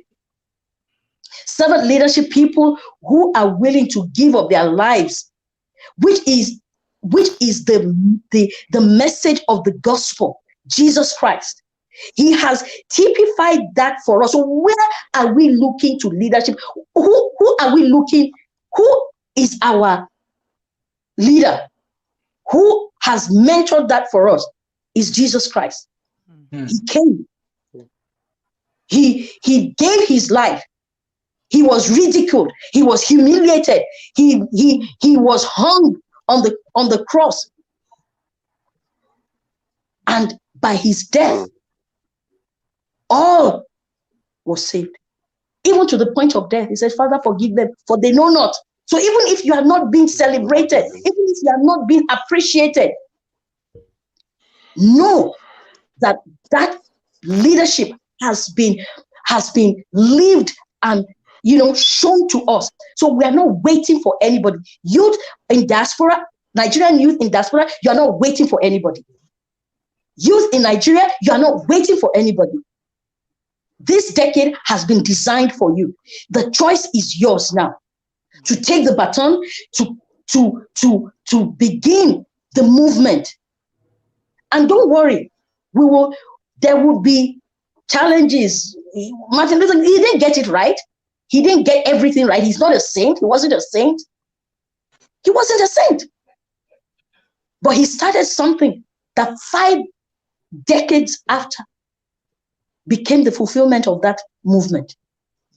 And that is the legacy that we all are going to leave on this planet Earth when we leave, because we have the final maker to account what we have used this precious time for.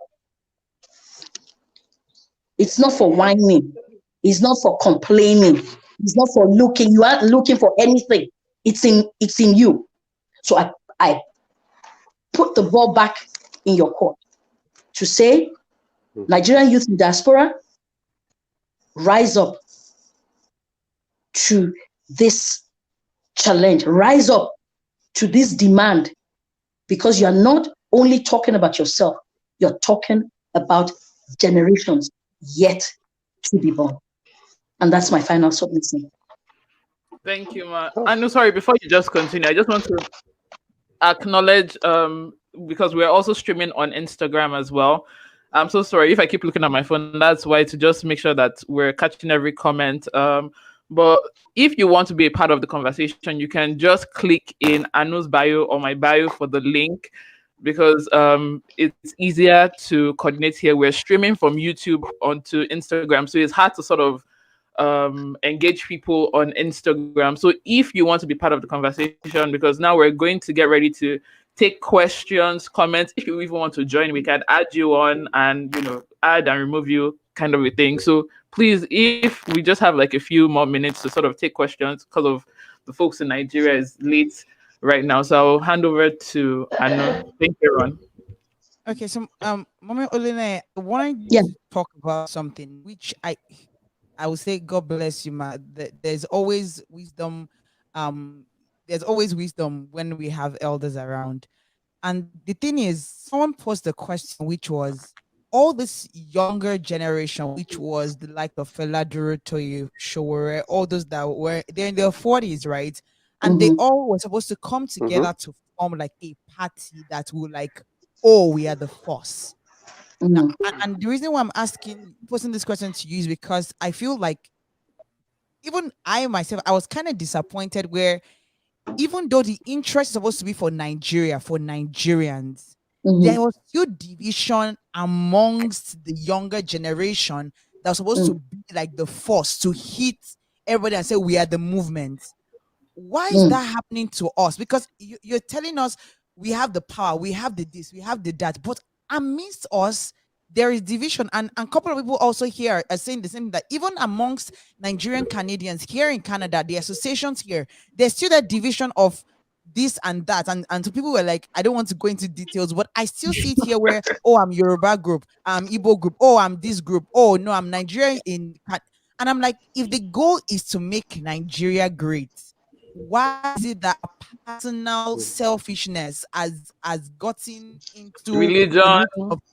Religion and all that? So yeah, why can't we eat it? Like, you're giving us the drive. I can't, but like I'm having goosebumps here, but still there's still that division even amongst us, and a house divided against itself can never stand. So why do we have that? Is there something you can kind of advise us to do when it comes to us coming to form together and give the corrupt system a huge blow? First of all, I want to take my, the answer from, the Bible, which is servant leadership. We have seen leaders and we have seen leaders. I don't want to, I'm not mentioning names. I'm not saying, but when you see a true servant leader, you don't need to be told. That servant leader is not about himself or herself. That servant leader is ready to die for a cause. And if we truly are Christians and we cannot emulate or we cannot live the life, you see, I am not a preacher. We have to be baptized into his death and his resurrection. But we are not willing to die because of the fact that, Fela said it, that I can't come and die. My father is there, my mama is there, my grandchildren are there, until we get to the point. Like we have got to the point with this SARS thing. There was a young lady that CNN interviewed, and she was so passionate about, look, why are you guys after our lives? We're entrepreneurs. We're just, we're trying to survive. We're doing this until we get to that point where it is no longer about us, but about others. Because what you are seeing is personal agenda, personal interest, what I can, use to get what I want or whatever. You understand? We are calling for a new set of leadership. That is why I'm still saying that I am throwing back. Begin to search for leaders that are servant leaders. And I always want to take people back to, our national pledge, Nigerian pledge, and Nigerian anthem. When we forget, in I don't know moment, I don't know what it is. It says, I pledge to Nigeria, my country, to be faithful, loyal, and honest, to serve Nigeria with all of my strength, to defend her unity, and uphold her honor and glory. And he adds, it says, so help me God. Okay. What part of that pledge are we upholding? What part of the Nigerian anthem are we upholding? We're just mouthing it. So unless we begin to do a change of mindset, there is a need for us. There's that self-reflection. There's that self-reflection to say, am I truly committed? First as a Christian, or first as a Nigerian, am I committed? Yes, there have been people that have gone ahead of us. People have failed us. People have, they have shown us the wrong kind of leadership. But we need radical leadership that is also a servant leadership. Until we get to that point of, you know what, shoot me, kill me, do this, I'm not moving, until we get to that point. And when you talk about, the ethnicity of, this is Igbo, this is Yoruba, we are so blind, because it is in that diversity that lies our strength. Our strength. Do you know how many people envy us as Nigerians? We can speak Igbo, Hausa, Ibibio, Fulani, Nupe, whatever, and we're so petty. We're so, we see diversity as a problem. It is a change of mindset. And the youth, you are in that space. You are in that creative space to change the narrative of the old narrative to the new narrative, because you speak creatively, you speak in music, you speak in arts, you speak in films, you speak in the language of the now, the social media. That is the playground to change the mindset of our diversity, because the old school, they're still do not marry an Igbo guy. If you're a Yoruba person, I remember my dad, telling me. So that, I'm just saying, this is, how we need to move forward. Thank you. Thank you very much. So before we get, just that we finish the conversation, then we get people that want to dial in and come in to ask questions.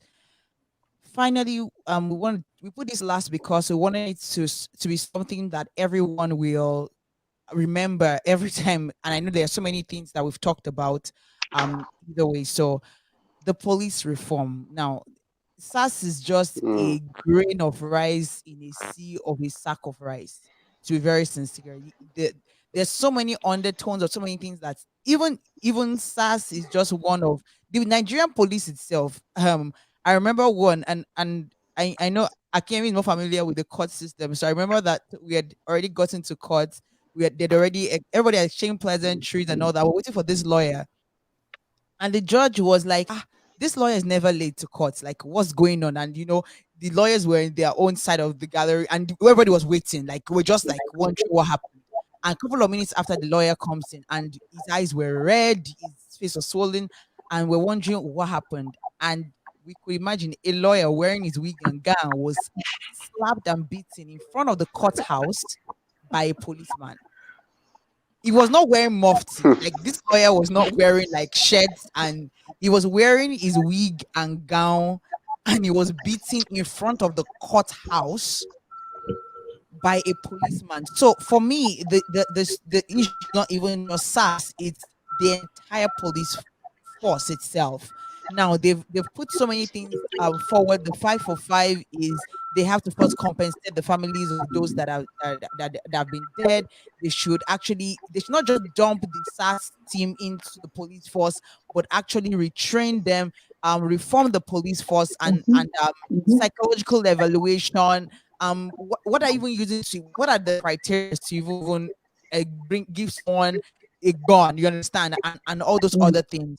But to kind of wrap up our conversation, so that those that are in Nigeria also could go and rest and also continue with this movement. The question is, how do you believe that we can do better for to have a better police? Because I see the policemen here, before you would see them hold their gun or put their hands by their side armrest, it would take a while, because probably they see like being aggressive going or whatnot, because they'll come and meet you, please can I get your papers, what you did, and they'll tell you this is what you did, you were over speeding, or you were this, or they would literally just go straight to the point and tell you this is what you did.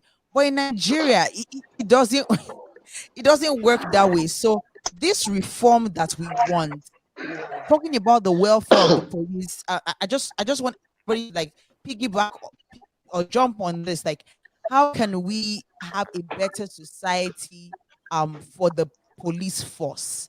Like better pay, welfare, insurance, all these things. And I just want us to talk about it before we get questions from outside. So I'll start from Joy, and I will go all the way down. Right. That's a very good question. So I actually found out today that they like made changes to the Police Act. There's a Police Act 2020 that they made changes to. And a lot of the things that we're talking about right now, it's in there. Like the ways police should act appropriately, it's all in that document. So it's not like there's no like policy or law in place for them to actually follow. The issue we have is the translation from the law or the act to what the police is actually doing. So we're seeing that there's a disconnect between having things written on paper by people above them and how it trickles down to the average constable, right? And I believe at some point during this discussion, we made mention of the fact that we need to change that the mindset and the skills and so on and so forth of the police force is abysmal. Like they're not practicing what they ought to be doing because nobody is holding them accountable. So we need to find a way to, there's no accountability. If you kill somebody's son today, that's it. The person is dead. Policeman continues. He's still on the road the next day, like nothing happened. Nobody's going to tell them, you're fired. We're trying you, you're going to jail. Nothing. So they have that, like, it's like whatever they do, it does not matter. So what I think needs to happen is we need to have some chain of accountability for policemen. Like, it's fair enough, we need to treat them better for sure. Like the pay of the average constable is like 70,000 per month. It's low, it's not good. So imagine like you're a policeman, you're earning 70K and you have to feed your family, you need to send your kids to school. It's a terrible pay for anybody. This is not to justify what they're doing, but I'm just saying, like, we should also understand that they are struggling as policemen. And I heard that sometimes they're sent out in masses by their bosses. Before the end of the day, they have to like bring back a certain amount of money back to the boss.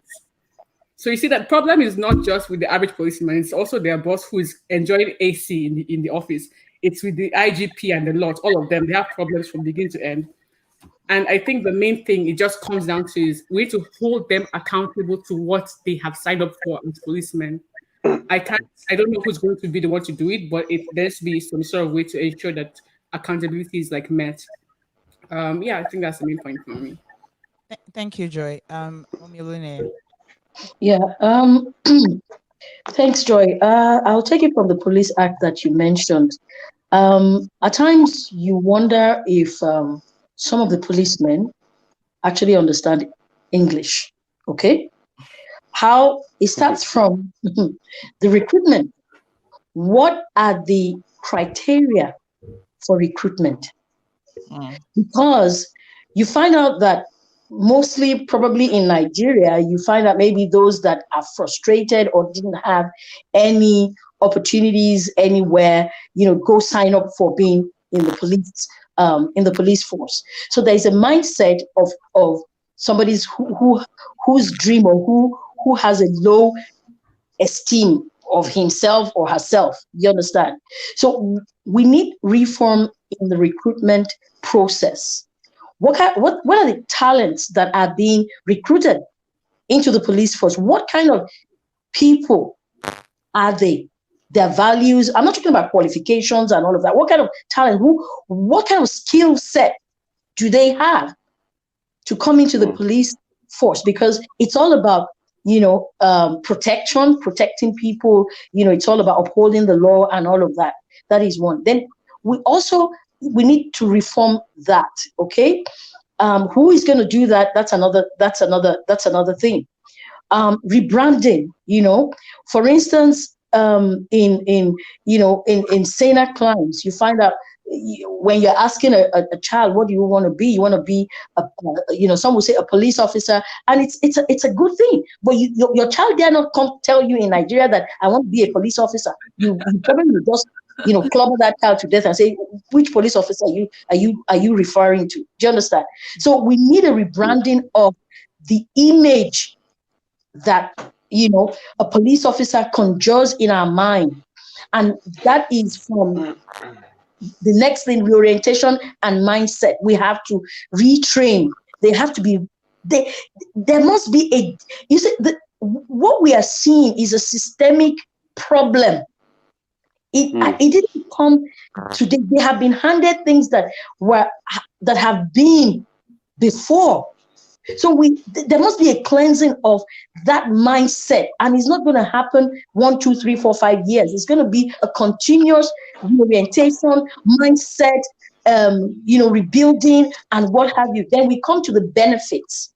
Now, how will a policeman, react when he knows that the people in the Senate, in the House of Representatives, they're earning some monstrous salaries and allowances and emoluments that and they're the ones guarding these people. They employ them as their personal orderlies and all of that sort. So there must be a balance. You can't be a leader and they're seeing monumental embezzlement and disparity in remuneration, and we're not addressing all of this. So we have to be truthful to ourselves.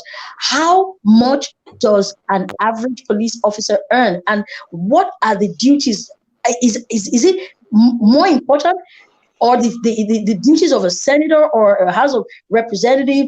Is it more important than a police officer?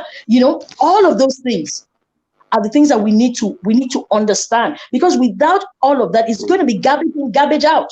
You bring another set, they are corrupt by the system, and garbage out. Okay, so these are the things that we need to put in place. Who is going to do the reform? Look, the age and the mindset of the people that are at the helm of affairs now cannot drive this change. I'm sorry to say. They cannot drive the change because they are part of a system.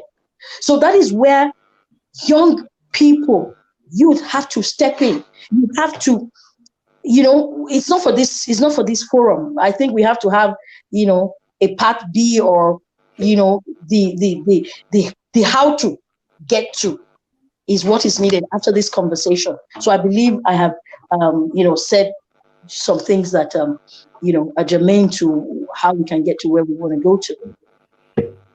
Thank you very much. Okay, Dami, you can take over.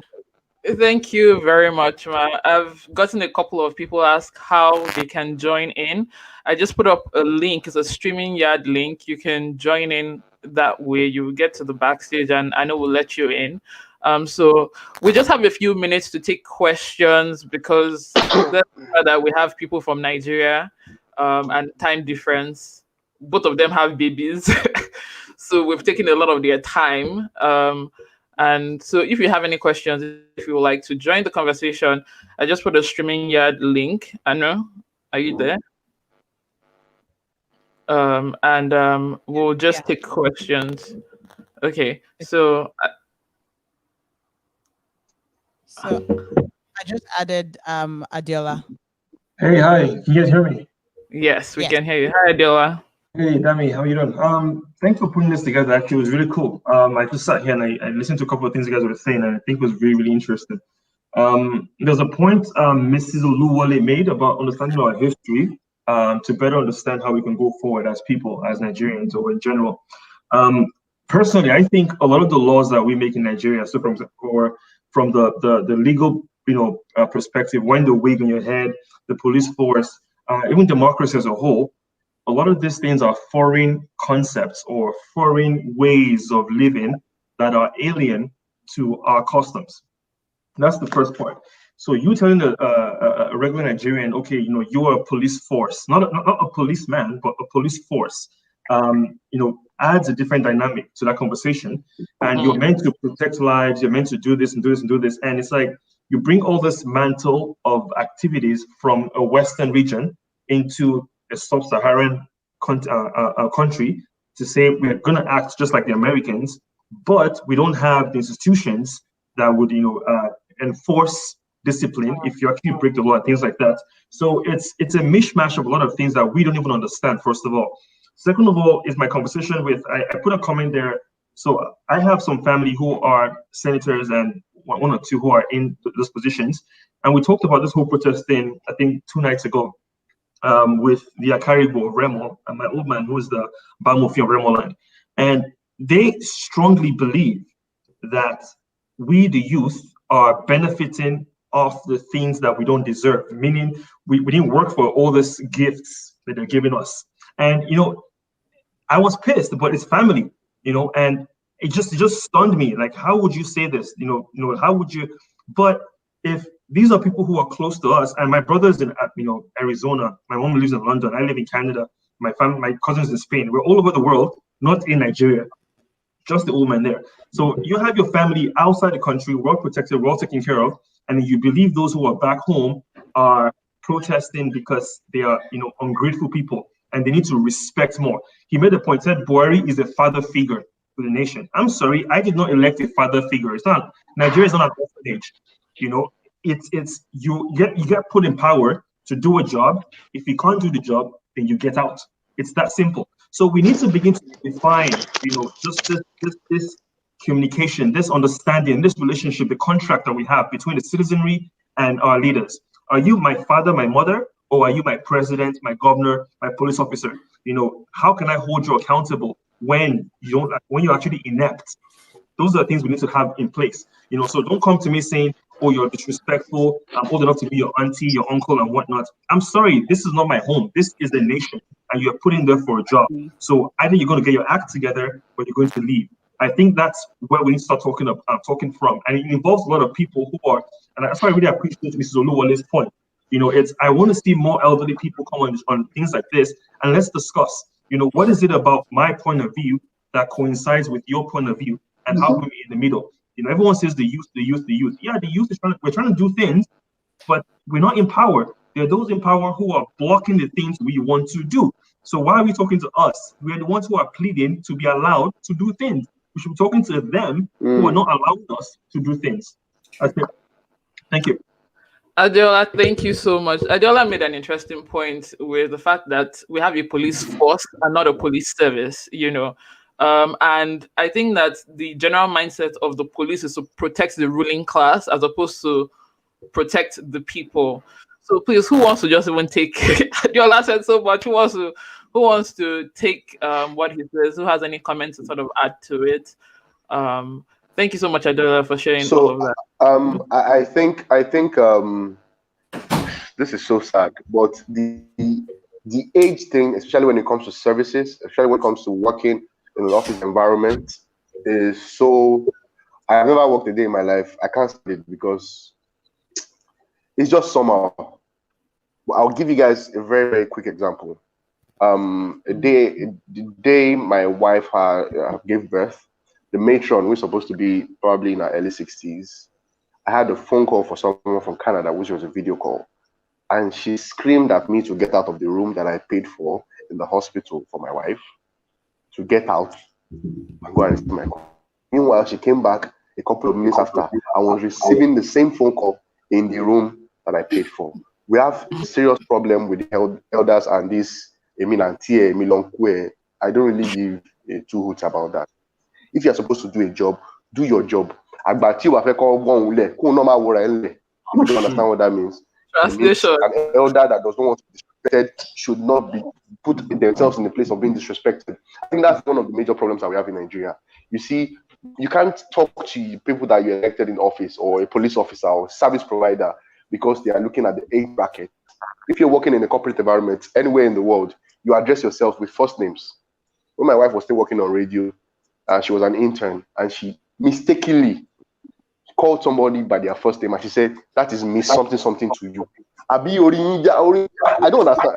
I don't want to curse, but it's just so annoying, and that's the bedrock of our problems because they won't allow us to get to a place of power because are very, very disrespectful. They are very disrespectful. They don't respect us. What's respect with coming to doing your job? That's one of the reasons why we have a serious disconnect, because the elders that are close to the younger ones understand that before you can relate to these people, you have to come to their level. You have to understand that being respectful has nothing to do with ma or sa or antimi or onkumi. No. It has something to do with passing something across, and they can listen. So until we get out of that funk, until we get out of that mindset, we'll still have the same problem. A police officer will stop you and say, "How old are you that you are holding an iPhone? Why would you be driving a Camry? Who are you? What do you do?" And I'll tell them, "Look at my boots. I'm a guitarist. I'm a musician." They're like, "You be a musician. How you take get the money? You be David Doe." Very, very rubbish questions, like that. And that is the reason why we have disconnect, because young people cannot deal with all of that. If you cannot come to have a common ground, and that's why I don't like Bubu, our president. Because it's just like, I'm a 70-year-old man, I'm supposed to talk like this, I'm supposed to rule you people like this, and young people will say something and like, "You were born in 98, but I was already driving this car when you were born." Until we get to that place of we are pushing this country forward together, and it has absolutely nothing to do with age, but with a common goal, and you don't have to look down on someone because they are younger or older, then we can move forward. Or else we'll just be going around in circles. God bless you. Peace to the nations. Thank you. Does anyone want to add to anything that Adela said? Yeah, just to add to that, I think our leaders need to understand that they are there to serve. They are literally like a good leader needs to know that they are servants to people who they are leading. So until they get that understanding that it's not that they're just there to rule and preside as if we're like puppets, nothing is going to change. So I don't know, there's no way to say we can sensitize them. That's why we need leaders from us as youths to take up that the baton and kick them out of power. It's honestly that is what it is. We need more youths who are running and keep trying to run for positions in power. It's not. I just want to touch on the election, 2019 election. I had an issue because I found that every youth or everybody who wanted to be in power wanted to be president. You can't. We know how. Not everybody is going to. That's not how the system will work. It's the facts. It's not going to work like that. You need to start somewhere. We can't all want to be president. Some of us need to be minister. Some of us need to be a commissioner. You have to start local government chairman. You have to grow. God bless you. Power, right? So if we don't understand that as youths ourselves, because some of us are here as youths who just want to say, okay, it's our turn to eat national cake. That mindset needs to leave. That mindset is our turn to enjoy. It's our turn. That is already a bedrock of failure. If we go in wanting to make changes and our thought is to eat national cake, it's just going to be the same thing. Cycle over again. 10 years from now, 20 years from now, will be the same thing. So we need to make sure we understand we're there as leaders. You're going to serve the people. You need to answer to the people. You need to be accountable to the people. Yeah. Thank you very much. I will just ask Adiola this question before he leaves because I've known Adiola for a while. He's also very involved, not even pre-ENDSARS, is also involved with a lot of initiatives for Africans in the diaspora and all that. I'm going to ask you, Adiola, what do you think that we can conversation? What do you think we should do as youths in the diaspora? Given everything that has been said, what do you think we should do? What's the next step, from what you've seen and based on your experience? I think a lot of it has to do with humility. That's the first part. It's being humble. I'm humble in the sense that me being in Canada doesn't mean I'm better than the person who's in Lagos or who's in Ibadan.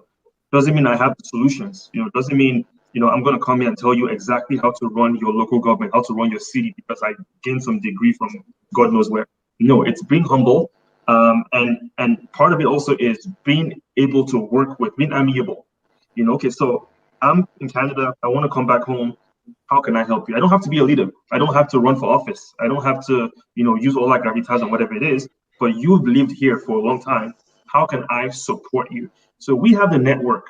We have, and that's a very big thing. We have the public, should I say, the foreign audience. So things from the BBC to the Parliament here, Congress, and whatever it is. So protests happening back home, we can support on Twitter. And we can also, liaise with our MPs and MPPs to say, listen, I'm in your riding. This is where I live. I'm both Canadian and Nigerian, and I'm hurt because it's what's happening back home. And I need you guys to find a way to lend your voice to assist people back home. So I think that's the first part of it. Humble enough to say, no, I think Joy said it, being a servant. So leadership isn't just about being in a role. Leadership is creating a role for yourself to be useful. So I think that's the very big part of everything we need to do. All right, thank you so much to everyone. We're going to just wrap up everything right now, and before I'll just get a last word from everybody here. But I just wanted to say thank you. First of all, we planned all of this. It was very short notice, so thank you to Akinyemi, thank you to Femi, thank you so much. I know that it's also been busy in Nigeria. Everyone is just doing what they can, and so thank you for taking out the time, Joy. Thank you for honoring this invitation. She's not actually call her mommy in public, but mommy, honestly, like, what? There are a few people that I actually, and I'm just being honest, there are a few people besides my own parents that I actually call mommy, and they deserve it. They've earned it. I just don't give out, that title, and mommy is one of them. Thank you. She's my mentor. See, everybody's asking for your number, ma. Everybody wants, so we want to say thank you for honoring this invitation. And I don't know if there's going to be part B. I don't know if there's going to be something else, what the follow-up is. But we'll let you know if anything comes up. But before we go, I'll just get everyone to just say final words. And yeah. So I'll start with let's start with the people in Canada, then we'll go to the Nigerians last. Joy, let's start with you.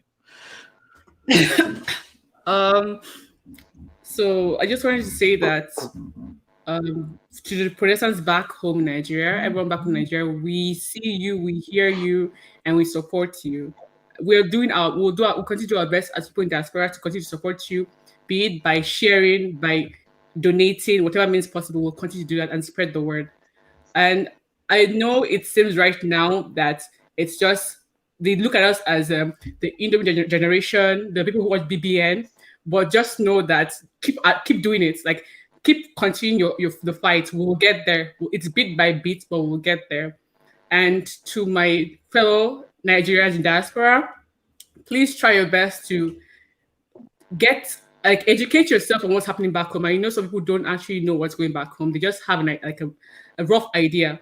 Please check Twitter. It's your best friend. Check Twitter for people who actually are involved, and you'll get to know more. And that'll help us also sensitize ourselves to the struggles of the average Nigerian youth back home. Yeah, thank you. Thank you. Oluneye. Okay. My final note would be I want to take it from the, a paper presented over the weekend regarding, when opportunities like this for change, presents itself. And I took it from a leadership, a financial, what's it called, convention that left me, thinking. And that is what I want to leave with all of us as youth, both, in the diaspora and in Nigeria.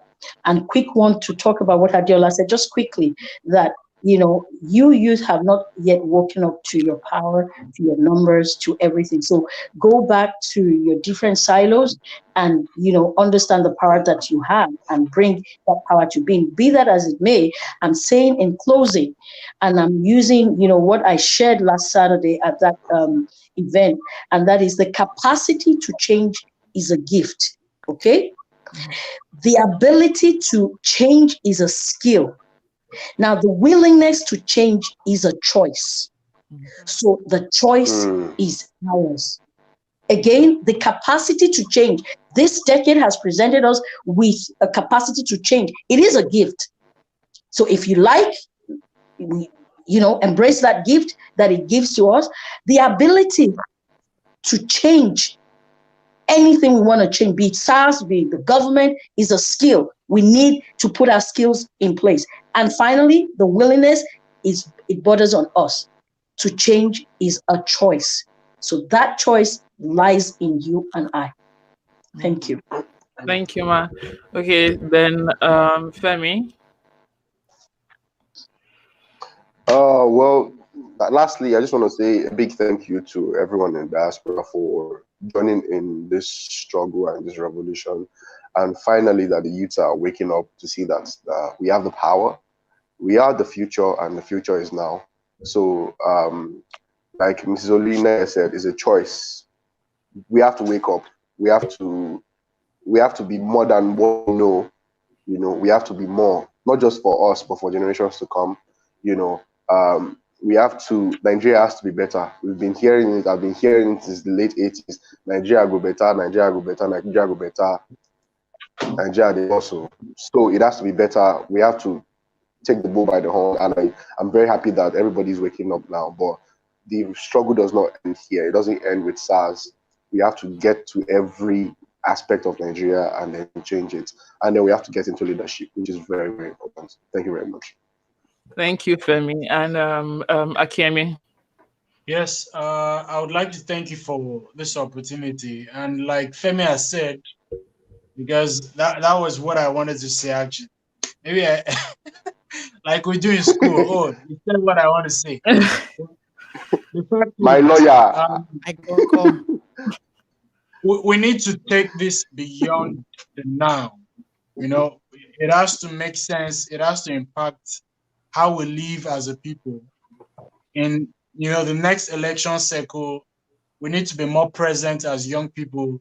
Then we also need to rise up to the new challenge. Every generation would have to face a new kind of adversity and try to subdue the adversity.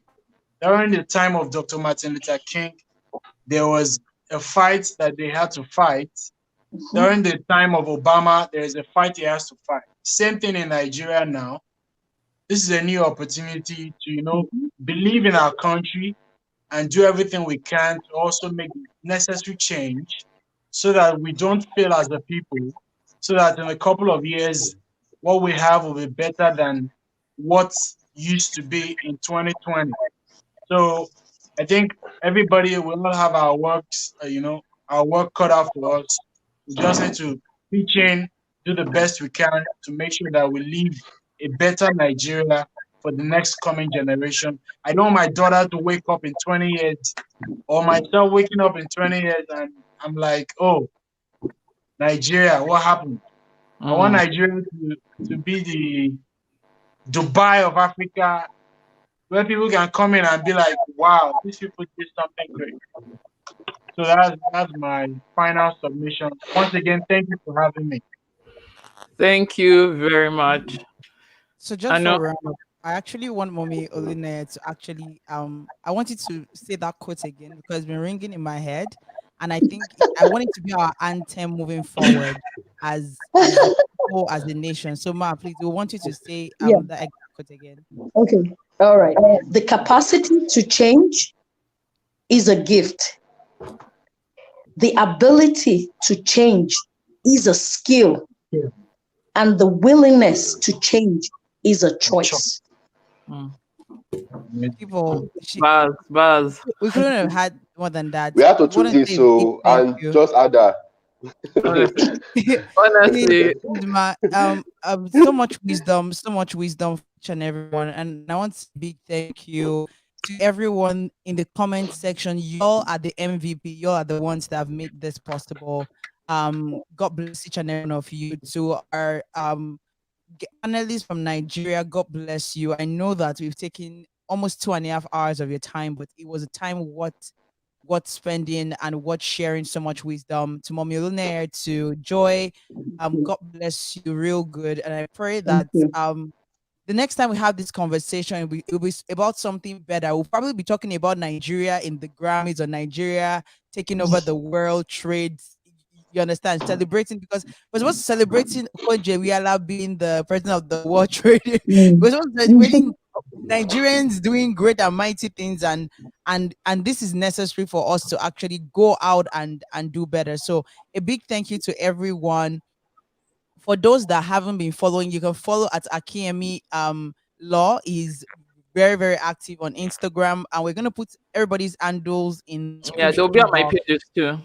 Yeah. Also you should follow Femi Leye. Femi has amazing Africa's music number out, so one you should guitarist get it. and musician. What did Africa's you say? number one. Let them know. Let them know. Let Yeah, them so know. Second Femi is one. an Let them know. amazing Let them guitarist. know.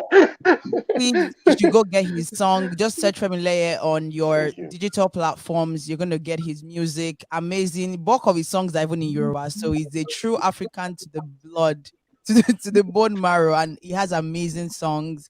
Mommy Oluneye, we'll find I hope we get you on She's Instagram. everywhere. Don't worry, I will share Yeah, everything. so She's everywhere. we'll put your description in the bio, and also you can joy and follow her also on Instagram. Normally we have this show once every week. That's on Friday, 8 p.m. Mountain Standard Time. Most of the time that would be like 3 a.m. in Nigeria, but it's basically talk about topical issues like this. And so for those that will probably miss out or haven't watched this, we want your friends to watch this later. Wow. Please you can follow at Aanu and Dami. Yes, you see your quote. Yes. Preach it, brother.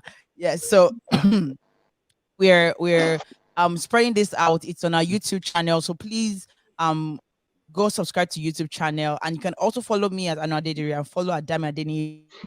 Get more information on how to support and how to do better. God bless you all. Thank you very much for being on the panel, and we're grateful. We're so grateful. And Dami and I are so grateful. I'm just gonna put in some of the comments in here. But thank you very much. So someone said she's very active on LinkedIn, so you can follow Yeah. yeah, you can We'll follow her follow. at We'll follow. Oluwole on LinkedIn. Thank you very, All very, right. very much. God Thank bless you. you all. Good Bye. night. Bye, Good everyone. night. See you on Thank you. Friday. Bye. Bye. Bye-bye. Bye.